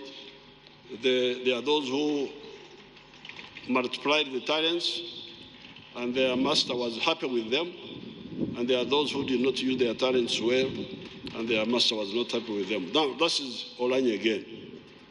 The use of talents. You have heard that he was an orator, he was a good speaker. But you can be an orator for bad things and an orator for good things. That he was hardworking. Now, when we supported him, when we identified him and supported him to take responsibilities as a deputy speaker for 10 years, he used that time to multiply his talents. So therefore, losing Oulanyah now is a big loss, because he was somebody definitely who was coming up, and we were going to get, the country was going to get a lot of benefits from him. He had already done a good job in uniting northern Uganda. You know, northern Uganda, like the rest of Uganda, had been messed up by bad politics. In 1966, there was a big conflict created by these leaders, between what they were calling the North and the South. The Nilotics and the Bantu. Very dangerous people. Big problem between Mutesa, the Kabaka of Buganda with a group, and Obote with others. That was in 1966. People died, what? I was here participating in all this, watching, and also partly participating. Then 1971, the northern faction split with the Idi Amin and the West Nilas massacring, big numbers, massacring Achoris and Langi especially, but also some of the Alur people from West Nile. That was in 1971. 1979, when we got rid of Idi Amin, we thought there would be peace. For us, we had our line of unity, but some of the groups were not interested. As soon as the Tanzanian army withdrew, the Acholi Langi soldiers massacred the people in West Nile. We tried to tell them about reconciliation, they were not interested. They were saying they had to revenge for the mistakes of Idi Amin. As a consequence, 500,000 West Nilers fled to South Sudan and to Congo. West Nile was depopulated. Then 1985, Achoris, Tito Kero and Basilio Kero turned against Obote, Achori Langi now. When the NRM took over in 1986, we found a character called Ojuku He was massacring people in Lango. And the NRM, of course, tried to unite all Ugandans. We rejected all this nonsense, and we said, unite, because you have similar needs, you need one another. That was our line. However, recently, when Oulanyah became vice chairperson, in a very short time, he seems to have deepened this unity in the North, which we had tried but not achieved as much as it seems he had created in the short time he was there.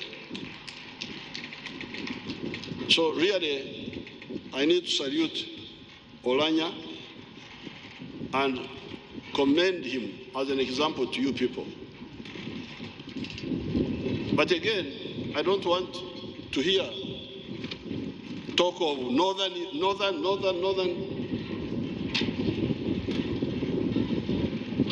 Stop that. Oulanyah was not Speaker of the North, he was Speaker of Uganda.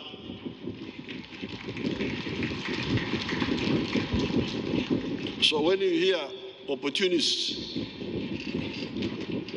the cham-cham, the ones who are looking for cham-cham, cham-cham-can, talking in Northern Uganda, tell them to shut up.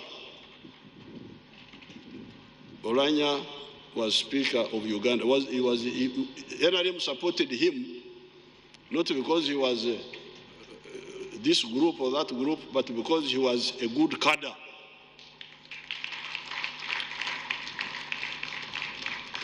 That's why we supported him. He would never have won if the NRM had not supported him.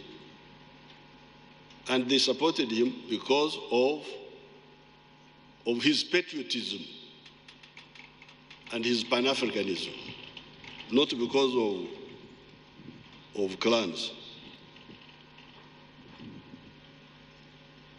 Now, on the issue of death, I would like to say a number of things.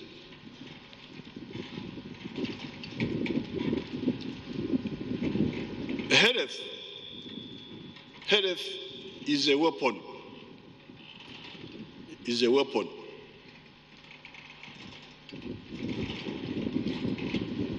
Afya ni chombo cha mapambano. When you are healthy, some people say health is wealth. And I would like to say, yes, health is wealth, but also it is a weapon. So, if you are fighters for Africa, you must pay attention to health, because you need it to fight for Africa. That's why I always discourage people who endanger health by taking alcohol. Pombe hatari kwa afya. Health is dangerous to life, to health. No, alcohol. Alcohol is dangerous to health.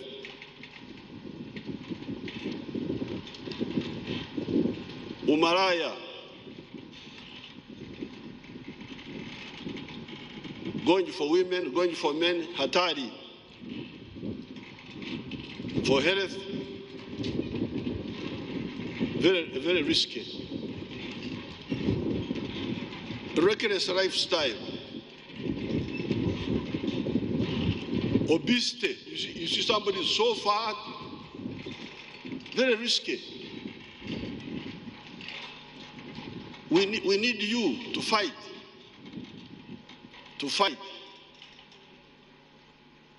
Now, when you die, you abandon us. You go when you die when you shouldn't have died. We lose you. We lose your contribution. Individuals can make a difference. I can tell you that, for instance, if Mwalimu Nyerere had not died, when he died about 20 years ago, the East African Federation we have been struggling for would have been much further now.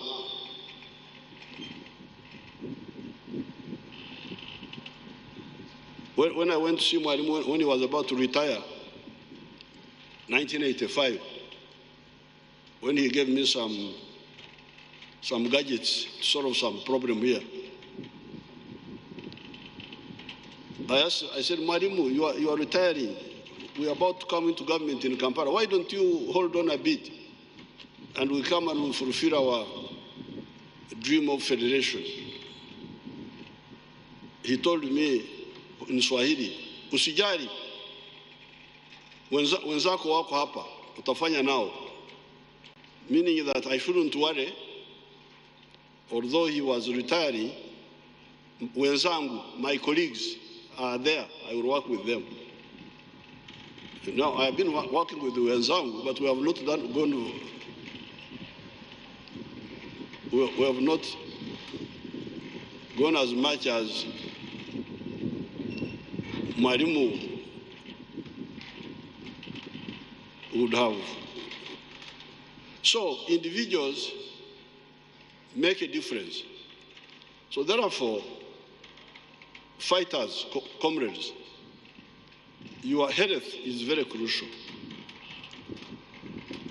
Don't risk it.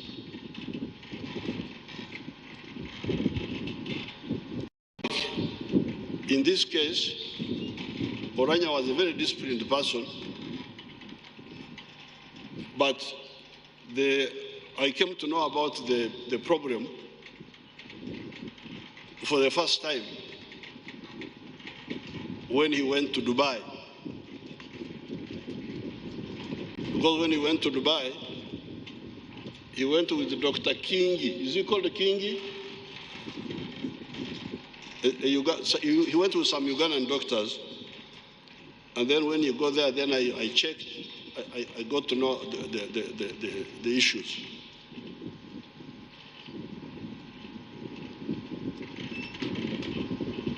And by the way, I don't like this business of coming here, this one. It is really, should talk to the family. I don't know who are politicizing people's health to make it a political issue. It should be his children and his who should know. Now this whole statement by Acheng and the other one, show that people are not. But what is clear, if he had contacted me, if he had told me, I would, because you see, apparently, he had these issues to deal with, and then he had also to deal with the politics here. In Omoro constituency, vice chairman, NRM, Northern, speakership, all this time, instead of, if I had known, I would have told him to concentrate on health. But I didn't know. It is only much later when I came to know. So you people, please, health is wealth and is a weapon. And you need to look after it very, very carefully. Don't play around with health. When there was this competition for this recent speakership of parliament, one of the ministers contacted me. That minister wanted also to be to compete. But I happen to know something about the health issues of that person. So I said, no, don't go for that thing. I don't want you to die. Because that speakership is very dangerous. Sitting there the whole day, point of order, point of information, point of... Very dangerous. You shouldn't accept that if you have got some health issues. Don't. And your friends should tell you, if you have any friends, don't, this is not good. You need something else. So please, people, health is wealth, but also a weapon of struggle.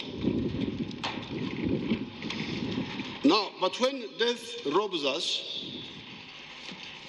of some our people who are useful, in the book of Joel,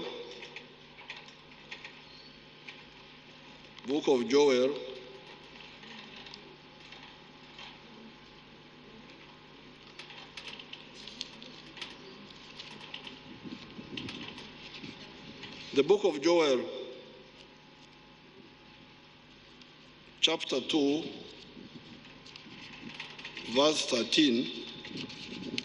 I've taken time, it's taking time to, but it says, rend ye your hearts, not just your clothes. The Jews had the habit of tearing clothes when somebody died. Joel said, no, don't just have external, have the internal, the internal sorrow and compassion for the person who was died. And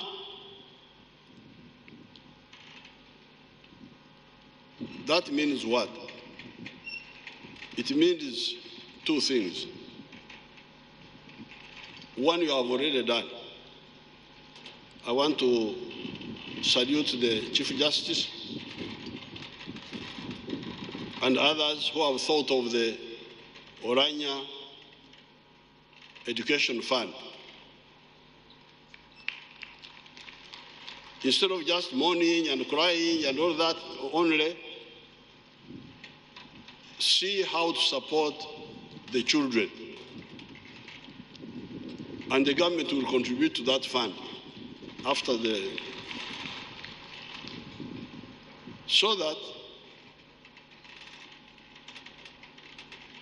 the family continues. But secondly, you people, of course, you don't know much about losing people. We know more about losing people. You see, for instance, 1972, 73, when we were fighting Idi Amin, we lost so many of our fighters and cadres. In those months, from September up to end of January, 72, 73. We lost Martin Mwesiga, a lawyer from Dar es Salaam, Mwesiga Black, Bachelor of Commerce from Nairobi, Vale Waheru, mechanical engineer from Nairobi, James Vilhanze, Bachelor of Literature, I don't remember from where.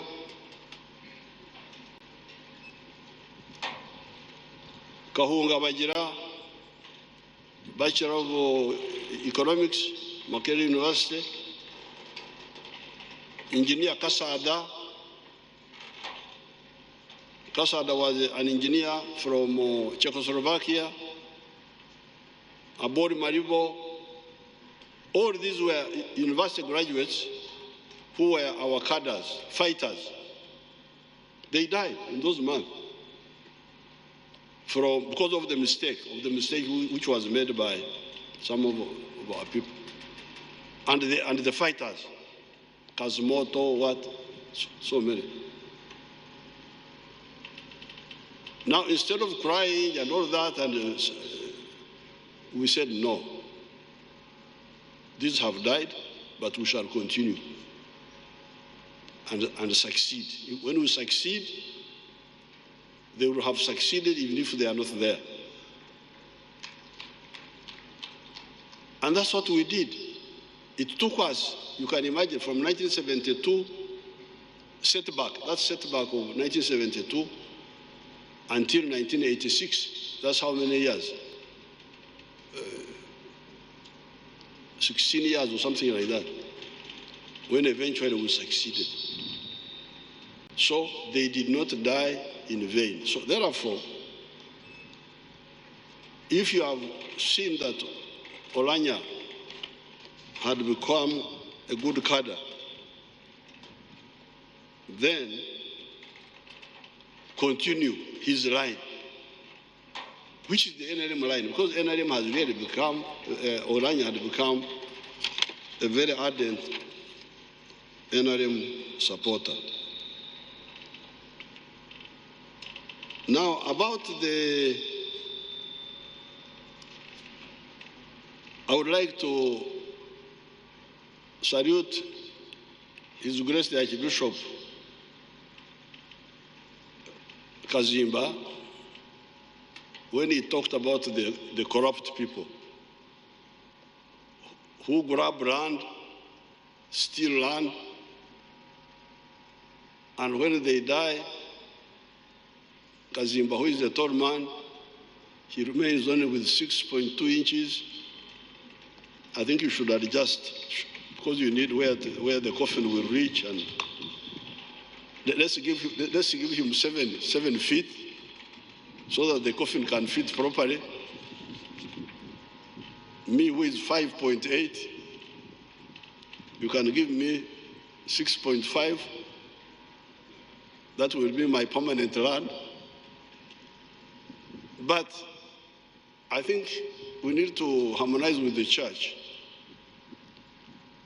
This idea of, we had arguments with the church. You know, I was going to be a bishop also,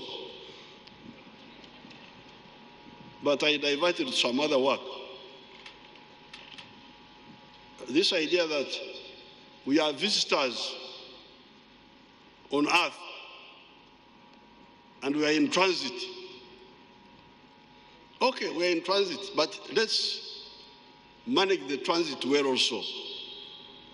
Because my father was in transit here for 96 years. Now, it was not in order for him to sit down and say, I'm transit, I'm waiting to go, and do nothing. So we are in transit, but we must develop our country and develop our families. But there's also something else. I'm in transit. Who's you come? Come to see.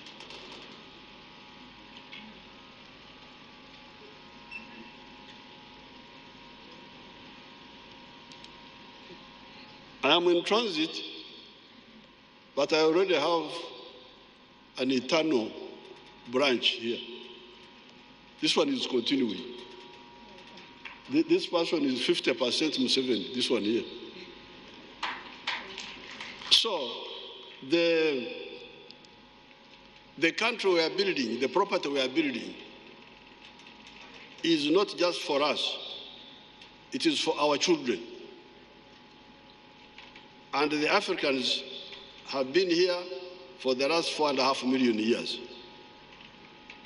So, when we build up without stealing, building our economy,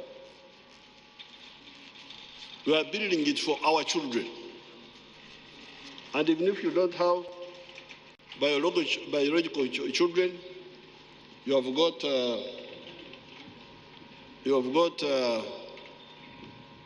social children or the children of your relatives. So therefore, eternity, I'm glad Chief Justice commented on it. Eternity, according to we the Africans, is children. With children, you are continuing.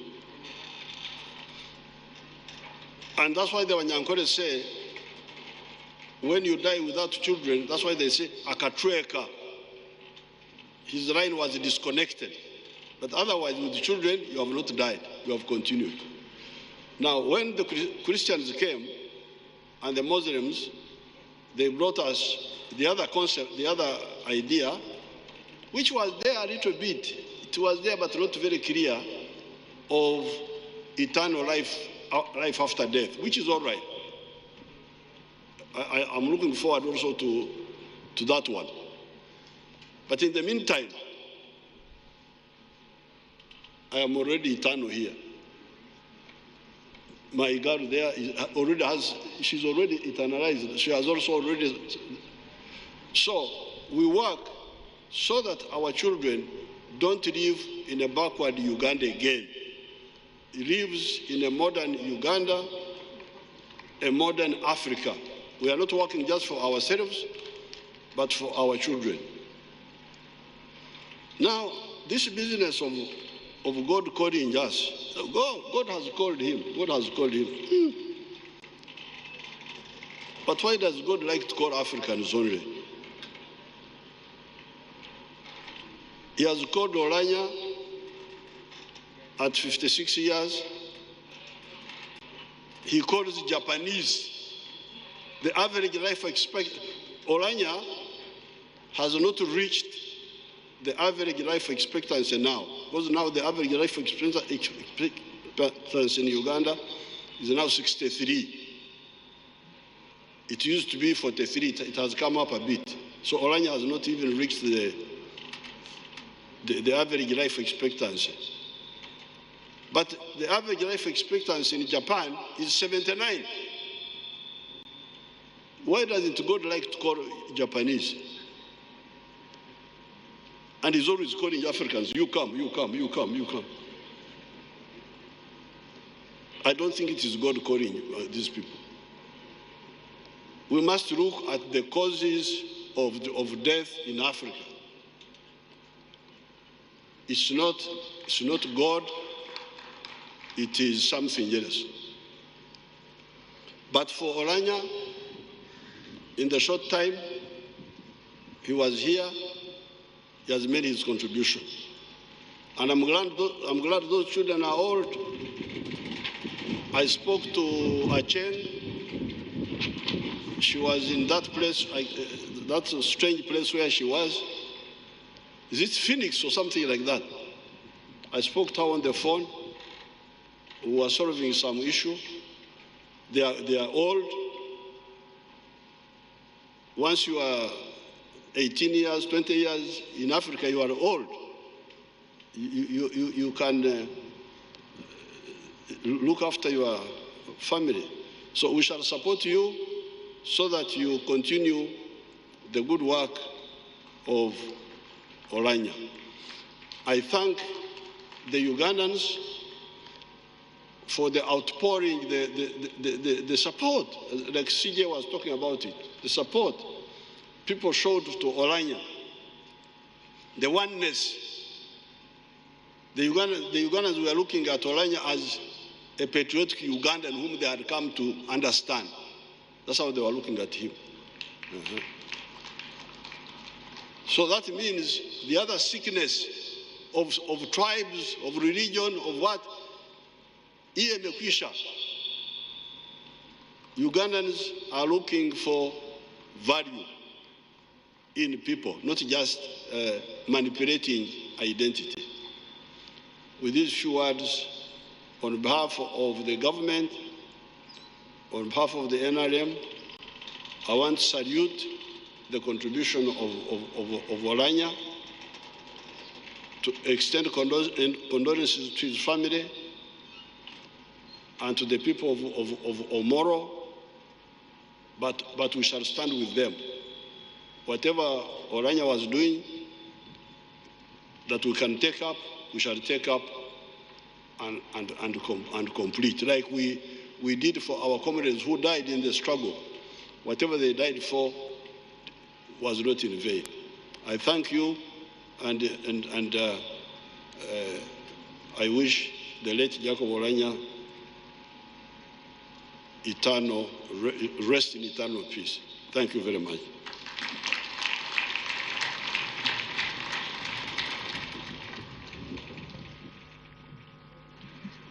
Thank you, Your Excellency, for the words of wisdom to the mourners.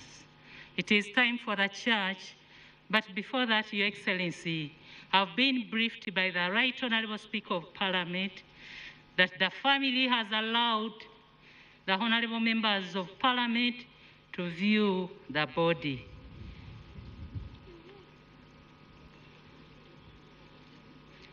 That activity will take us only a few minutes, and then the church takes over.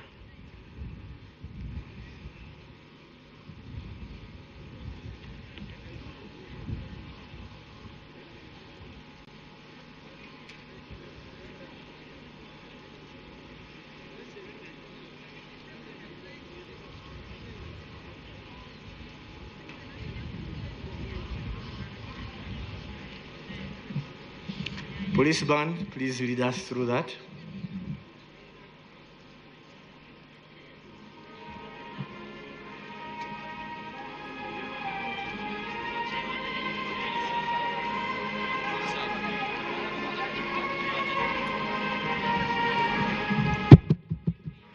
Cameras, please off the casket. No cameras onto the casket. No cameras onto the casket. That's a request from the family. Please respect it. Thank you very much. Thank you for understanding.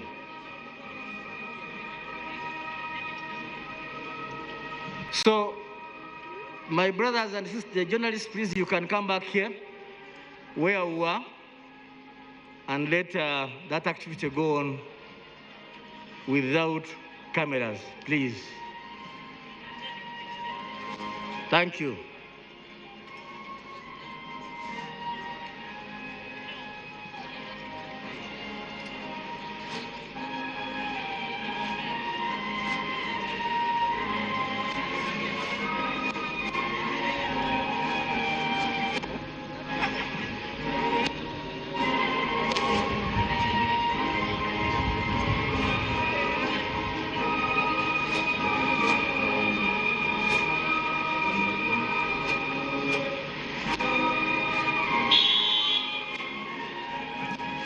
It goes without saying, those viewing, you are not expected to draw out your phone to photograph. I hope we shall understand. Please, honorable members, no one is allowed to photograph. Thank you.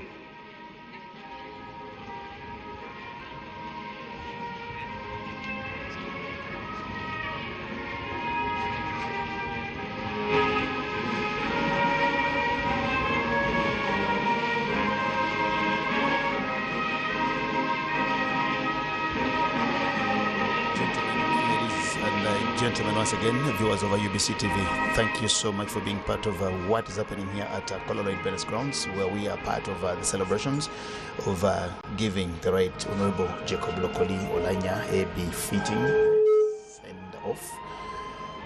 Just right here today. It is the 6th of April in this year, 2022. The event that is just happening right now is that moment that members of parliament requested for and demanded the speaker yesterday to have an opportunity to view Jacob Oulanyah.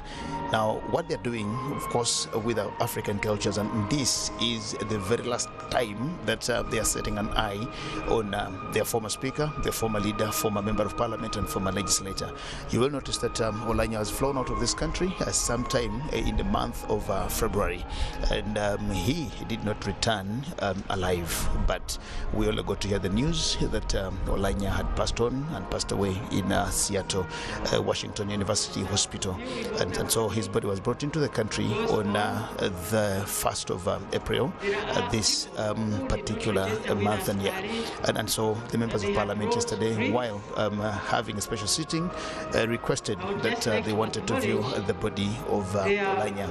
And now that that the family has okayed and allowed, that is what we see them doing. We expect that after that event, all of them shall be convinced that yes, their colleague, their former leader, their member, and their former speaker is gone and gone for good. These are those very last moments that we can talk about Oulanyah and maybe even set an eye on him. But earlier, we just saw quite a number of delegations that came in here, and we saw different quarters of persons attending this particular celebration and ceremony here today. We had from the Right Honourable Speaker of Parliament introducing the other speakers that I've managed to set my eye on, the speakers from the neighboring countries here, United Republic of Tanzania, Right Honourable Tulia Ackson, and the speaker from the Republic of Kenya, and then of course the different delegations. We have those members of parliament also from the Democratic Republic of Congo. Remember, Congo is that new member of the East African community who also just admitted into the community, the fraternity, just a couple of days ago. But also in attendance here are the cultural leaders. The cultural leaders are also in attendance. We have seen representatives of the Kwara Dola and Moses Stephen Award of the Adora Cultural Kingdom. Honorable Right Honorable Silva Odoi Injebo, the second Deputy Prime Minister, who is representing the Kwara Dola. We also have the Right Honorable Ambassador George Tim, the Secretary General of the Uganda Kings and Cultural Leaders Forum, also representing the King of Lango, His Royal Highness Yosam Odur Ebi, and the Right Honorable and also the Right Honorable Idi Ahmed Chiwanuka, representing the Kamswaga, His Royal Highness Apollo Sansa Kabumbuli, the Kamswaga. These are also in attendance here to be part of what is happening. To you, the viewers out there, what you're seeing right now is viewing the body. In my language, we call it Okuba Eriso Evanyuma.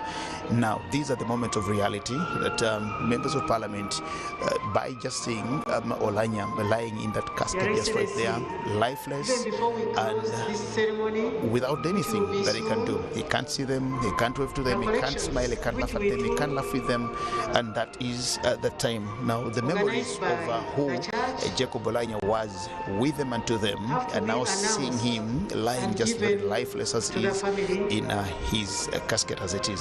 So that's the moment that all of them have been waiting for. It's a very sad moment, it's a very somber moment, and of course it's a very sad day. Now these some of those very last moments that the world is mourning. Hereafter, the body of Oulanyah is going to be flown to Lalogi village in Ngoro sub-county in Gulu district in Acholi sub-region, and that's where the body will spend the night. Tonight there will be vigil, and of course the body will be received still in tomorrow by another group of the Bola dancers who will also do the performances as they've been doing them from the first when the body was brought into the country. And we also told that tomorrow, one of the most important events for tomorrow is we will see LC5 councils of all the districts in Acholi sub-region, Lango sub-region, and West Nile. Now remember, Acholi, Lango, and West Nile are all that is the area that the late now Right Honourable Jacob Lokoli Oulanyah was representing as a vice chairperson of the National Resistance Movement and as a member of the Central Executive Committee. So all these councils in those districts will sit to pay tribute tomorrow, and so tomorrow we will also see another very big event of the LC5 councils for all the districts in Lango, Acholi, and West Nile, paying tribute to Jacob Lokoli Oulanyah before again the preparations for burying him on Saturday. I beg your pardon, on a Friday. Now, one very striking thing that we also need to know is that On Friday, when we bury Jacob locally Oulanyah, the date will be 8th of April in this year 2022. But notably, and the coincidence is that Pope John Paul II also died on the 2nd of April 2005 and was buried on the 8th of April 2025. Now, a very unique thing about that is that the Pope visited Uganda in 1993 February, and he had a number of days that he stayed in. It was his 6-day visit here in Uganda. One of the places that he visited was the district of Gulu. It's very ironical, and what a coincidence that the Pope, who was buried on the 8th of April 2005, also on his visit to Uganda in 1993, visited Gulu. And Right Honorable Jacob locally Oulanyah, many years, 17 years later, is also going to be buried on the same day. But yet again, we also remember that at such a time last year, we were also mourning the passing on of Dr. Cyprian Tolwanga, the Catholic prelate who was head of the Archdiocese of Kampala at the time. Dr. Cyprian Tolwanga died on the 3rd of April 2021, and he was also buried on the 8th of April 2021. So as we get to bury Jacob locally Oulanyah on Friday, 8th of April 2021, we need to reminisce the events that are very memorable to us of this particular month of April, especially the date 8th of April, different years when we see all these things happening to us. But yet again, to also just remind you that as we are mourning Jacob locally Oulanyah, we remember that 51 years ago in 1971, at such a time, this country was also mourning the passing on of Sir Edward Mutesa, whose body was returned to the country on the 31st of March in 1971 by then President Idi Amin Dada. Now, Sir Edward Mutesa was buried on the 4th of April in 1971. Now, a few days ago, 51 years later. So these are some of those very memorable events for us as a country, and of course for us as a person. For us as people. So what we seeing now is an event, of course, that has not happened to us before, even when we've lost persons of that nature or caliber. Oulanyah being the first Speaker of Parliament today, while sitting as Speaker. We will forever remember this. A lot of things, and of course, Oulanyah lives so many memories with so many people. Oulanyah, not so long ago, was on the same grounds here when we're commemorating or celebrating the World Anti-Corruption Day. We remember when the President took a walk to Kololo here, and while speaking, Oulanyah spoke and told the President, "You are looking for the corrupt and you are talking about the corrupt. We are, all of us, are corrupt." It was a very resounding statement from the Right Honourable Speaker of Parliament, and in other words, he was saying all of us have fallen short of the glory of God, and if we need to repent, then we need to do repentance, national repentance. We all need to repent as people, we all need to repent as a nation, we need to repent as individuals for falling short of the glory of God. Members of Parliament have had that honor, that opportunity to view the body of Jacob locally Oulanyah, and of course my fellow comrades here, the bikers from the Uganda Bikers Association, have also had that opportunity to view the body of Jacob locally Oulanyah. The privilege has been given to them to look at a comrade, to look at a friend, and to look at a compatriot. Once and forever, never to see him again, except the images, the memories, and the pictures that shall be hanged on the walls anywhere to remember Jacob locally Oulanyah.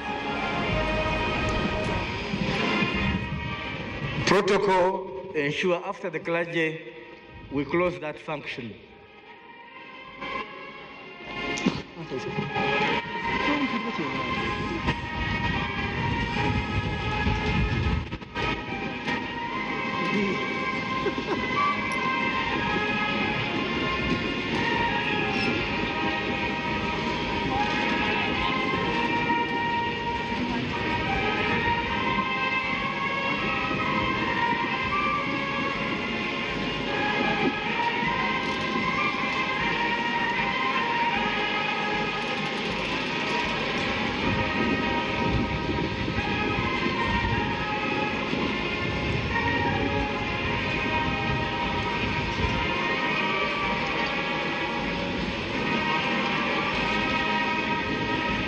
Your Excellency, the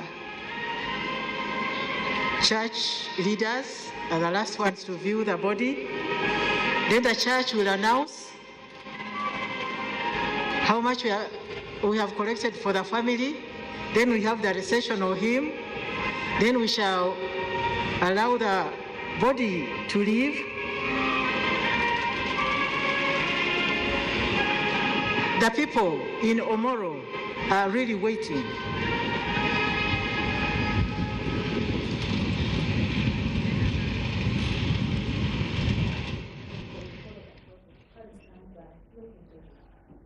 Yes, still at Kololo Independence Grounds, where the body is being viewed, the remains of the late Jacob Lokori Oulanyah and Jagenda Semakula, one of our own, has been actually giving us live commentary, updating us on what is happening at Kololo. And here we are, is Ndugu James Mtuta. What do you make of the events of today? Yeah, I think it has been well-organized function. We have seen the members of parliament who were there, I think, in time. We have also seen a number of invited guests. We have seen a number of leaders of the different missions accredited to Uganda are participating, and we have seen the speakers, like we had earlier on said, from the Republic of Kenya, from Tanzania, from South Sudan, from Rwanda, DRC, the East African Community, Burundi, and we also saw the Minister Eugene Wamalwa from Kenya participating in this function in Kololo today.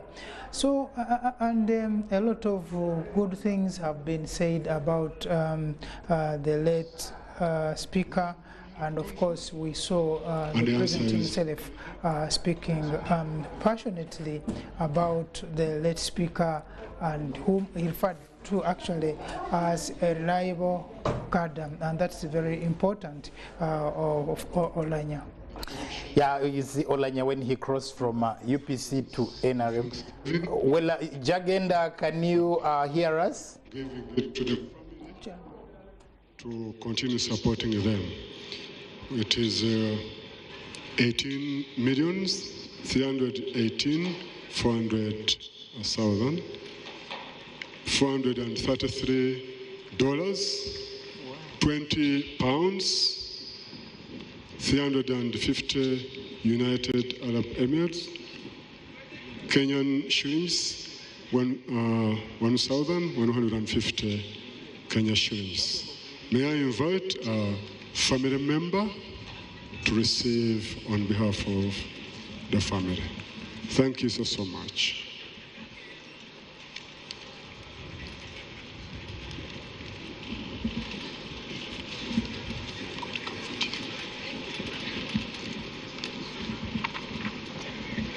We are all going to stand and we join in blessed assurance, Jesus is mine, as we conclude this service.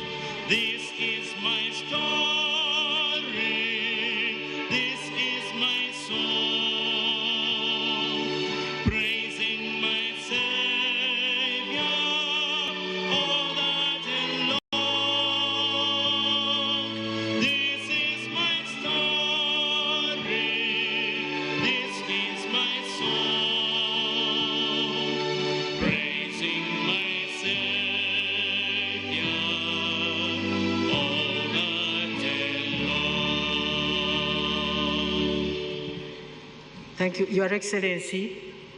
We are now going to the conclusion of the program for today. So the church has finished the service. Now we shall stand up, or we keep standing for the anthems.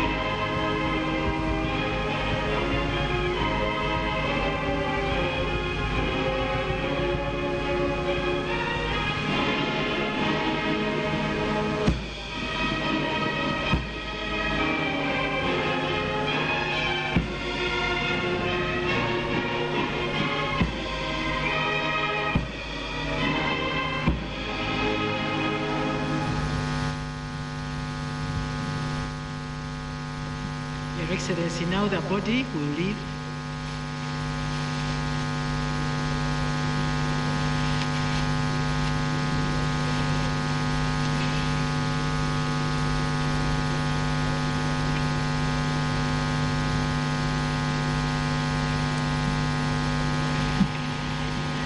Your Excellency, the President and Chief Mourner, and Mama, the First Lady, let me thank you for gracing this function. Thank you very much. Your Excellency, you are free to leave at leisure. So,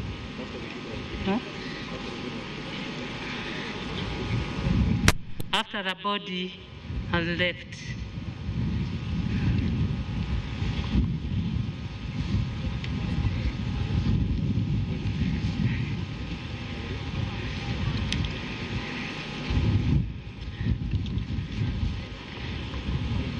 other guests but in reverse order of their arrival.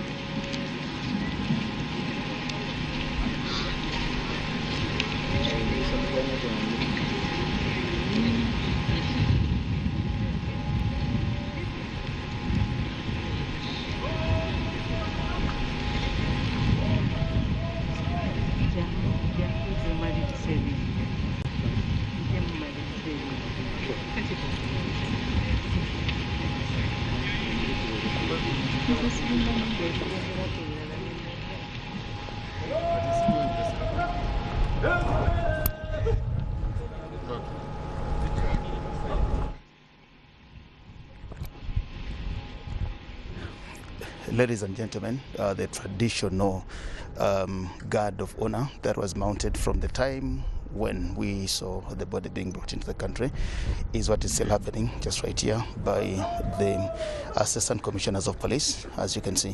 Now it is official that the service here at Kololo has actually ended, and the event here that we're seeing is to lead the body to be taken to the heresy of the A plus, and it will be driven from here to where they will find the chopper that will airlift the body from right here to Lalogi village in Omoro sub-county in Gudo, in Acholi sub-region. Just as you can see, it is that other moment of reality that all of us are witnessing today.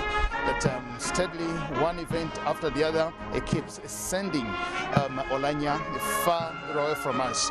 And very soon, Oulanyah's remains, Oulanyah's body, Oulanyah's everything will be no more, except the memories and the images, the pictures and the sound, the voices, and all the other things that will be written and said about him is what we will live with. Oulanyah gone forever in body. We will stay and remember him in spirit, live with us in spirit.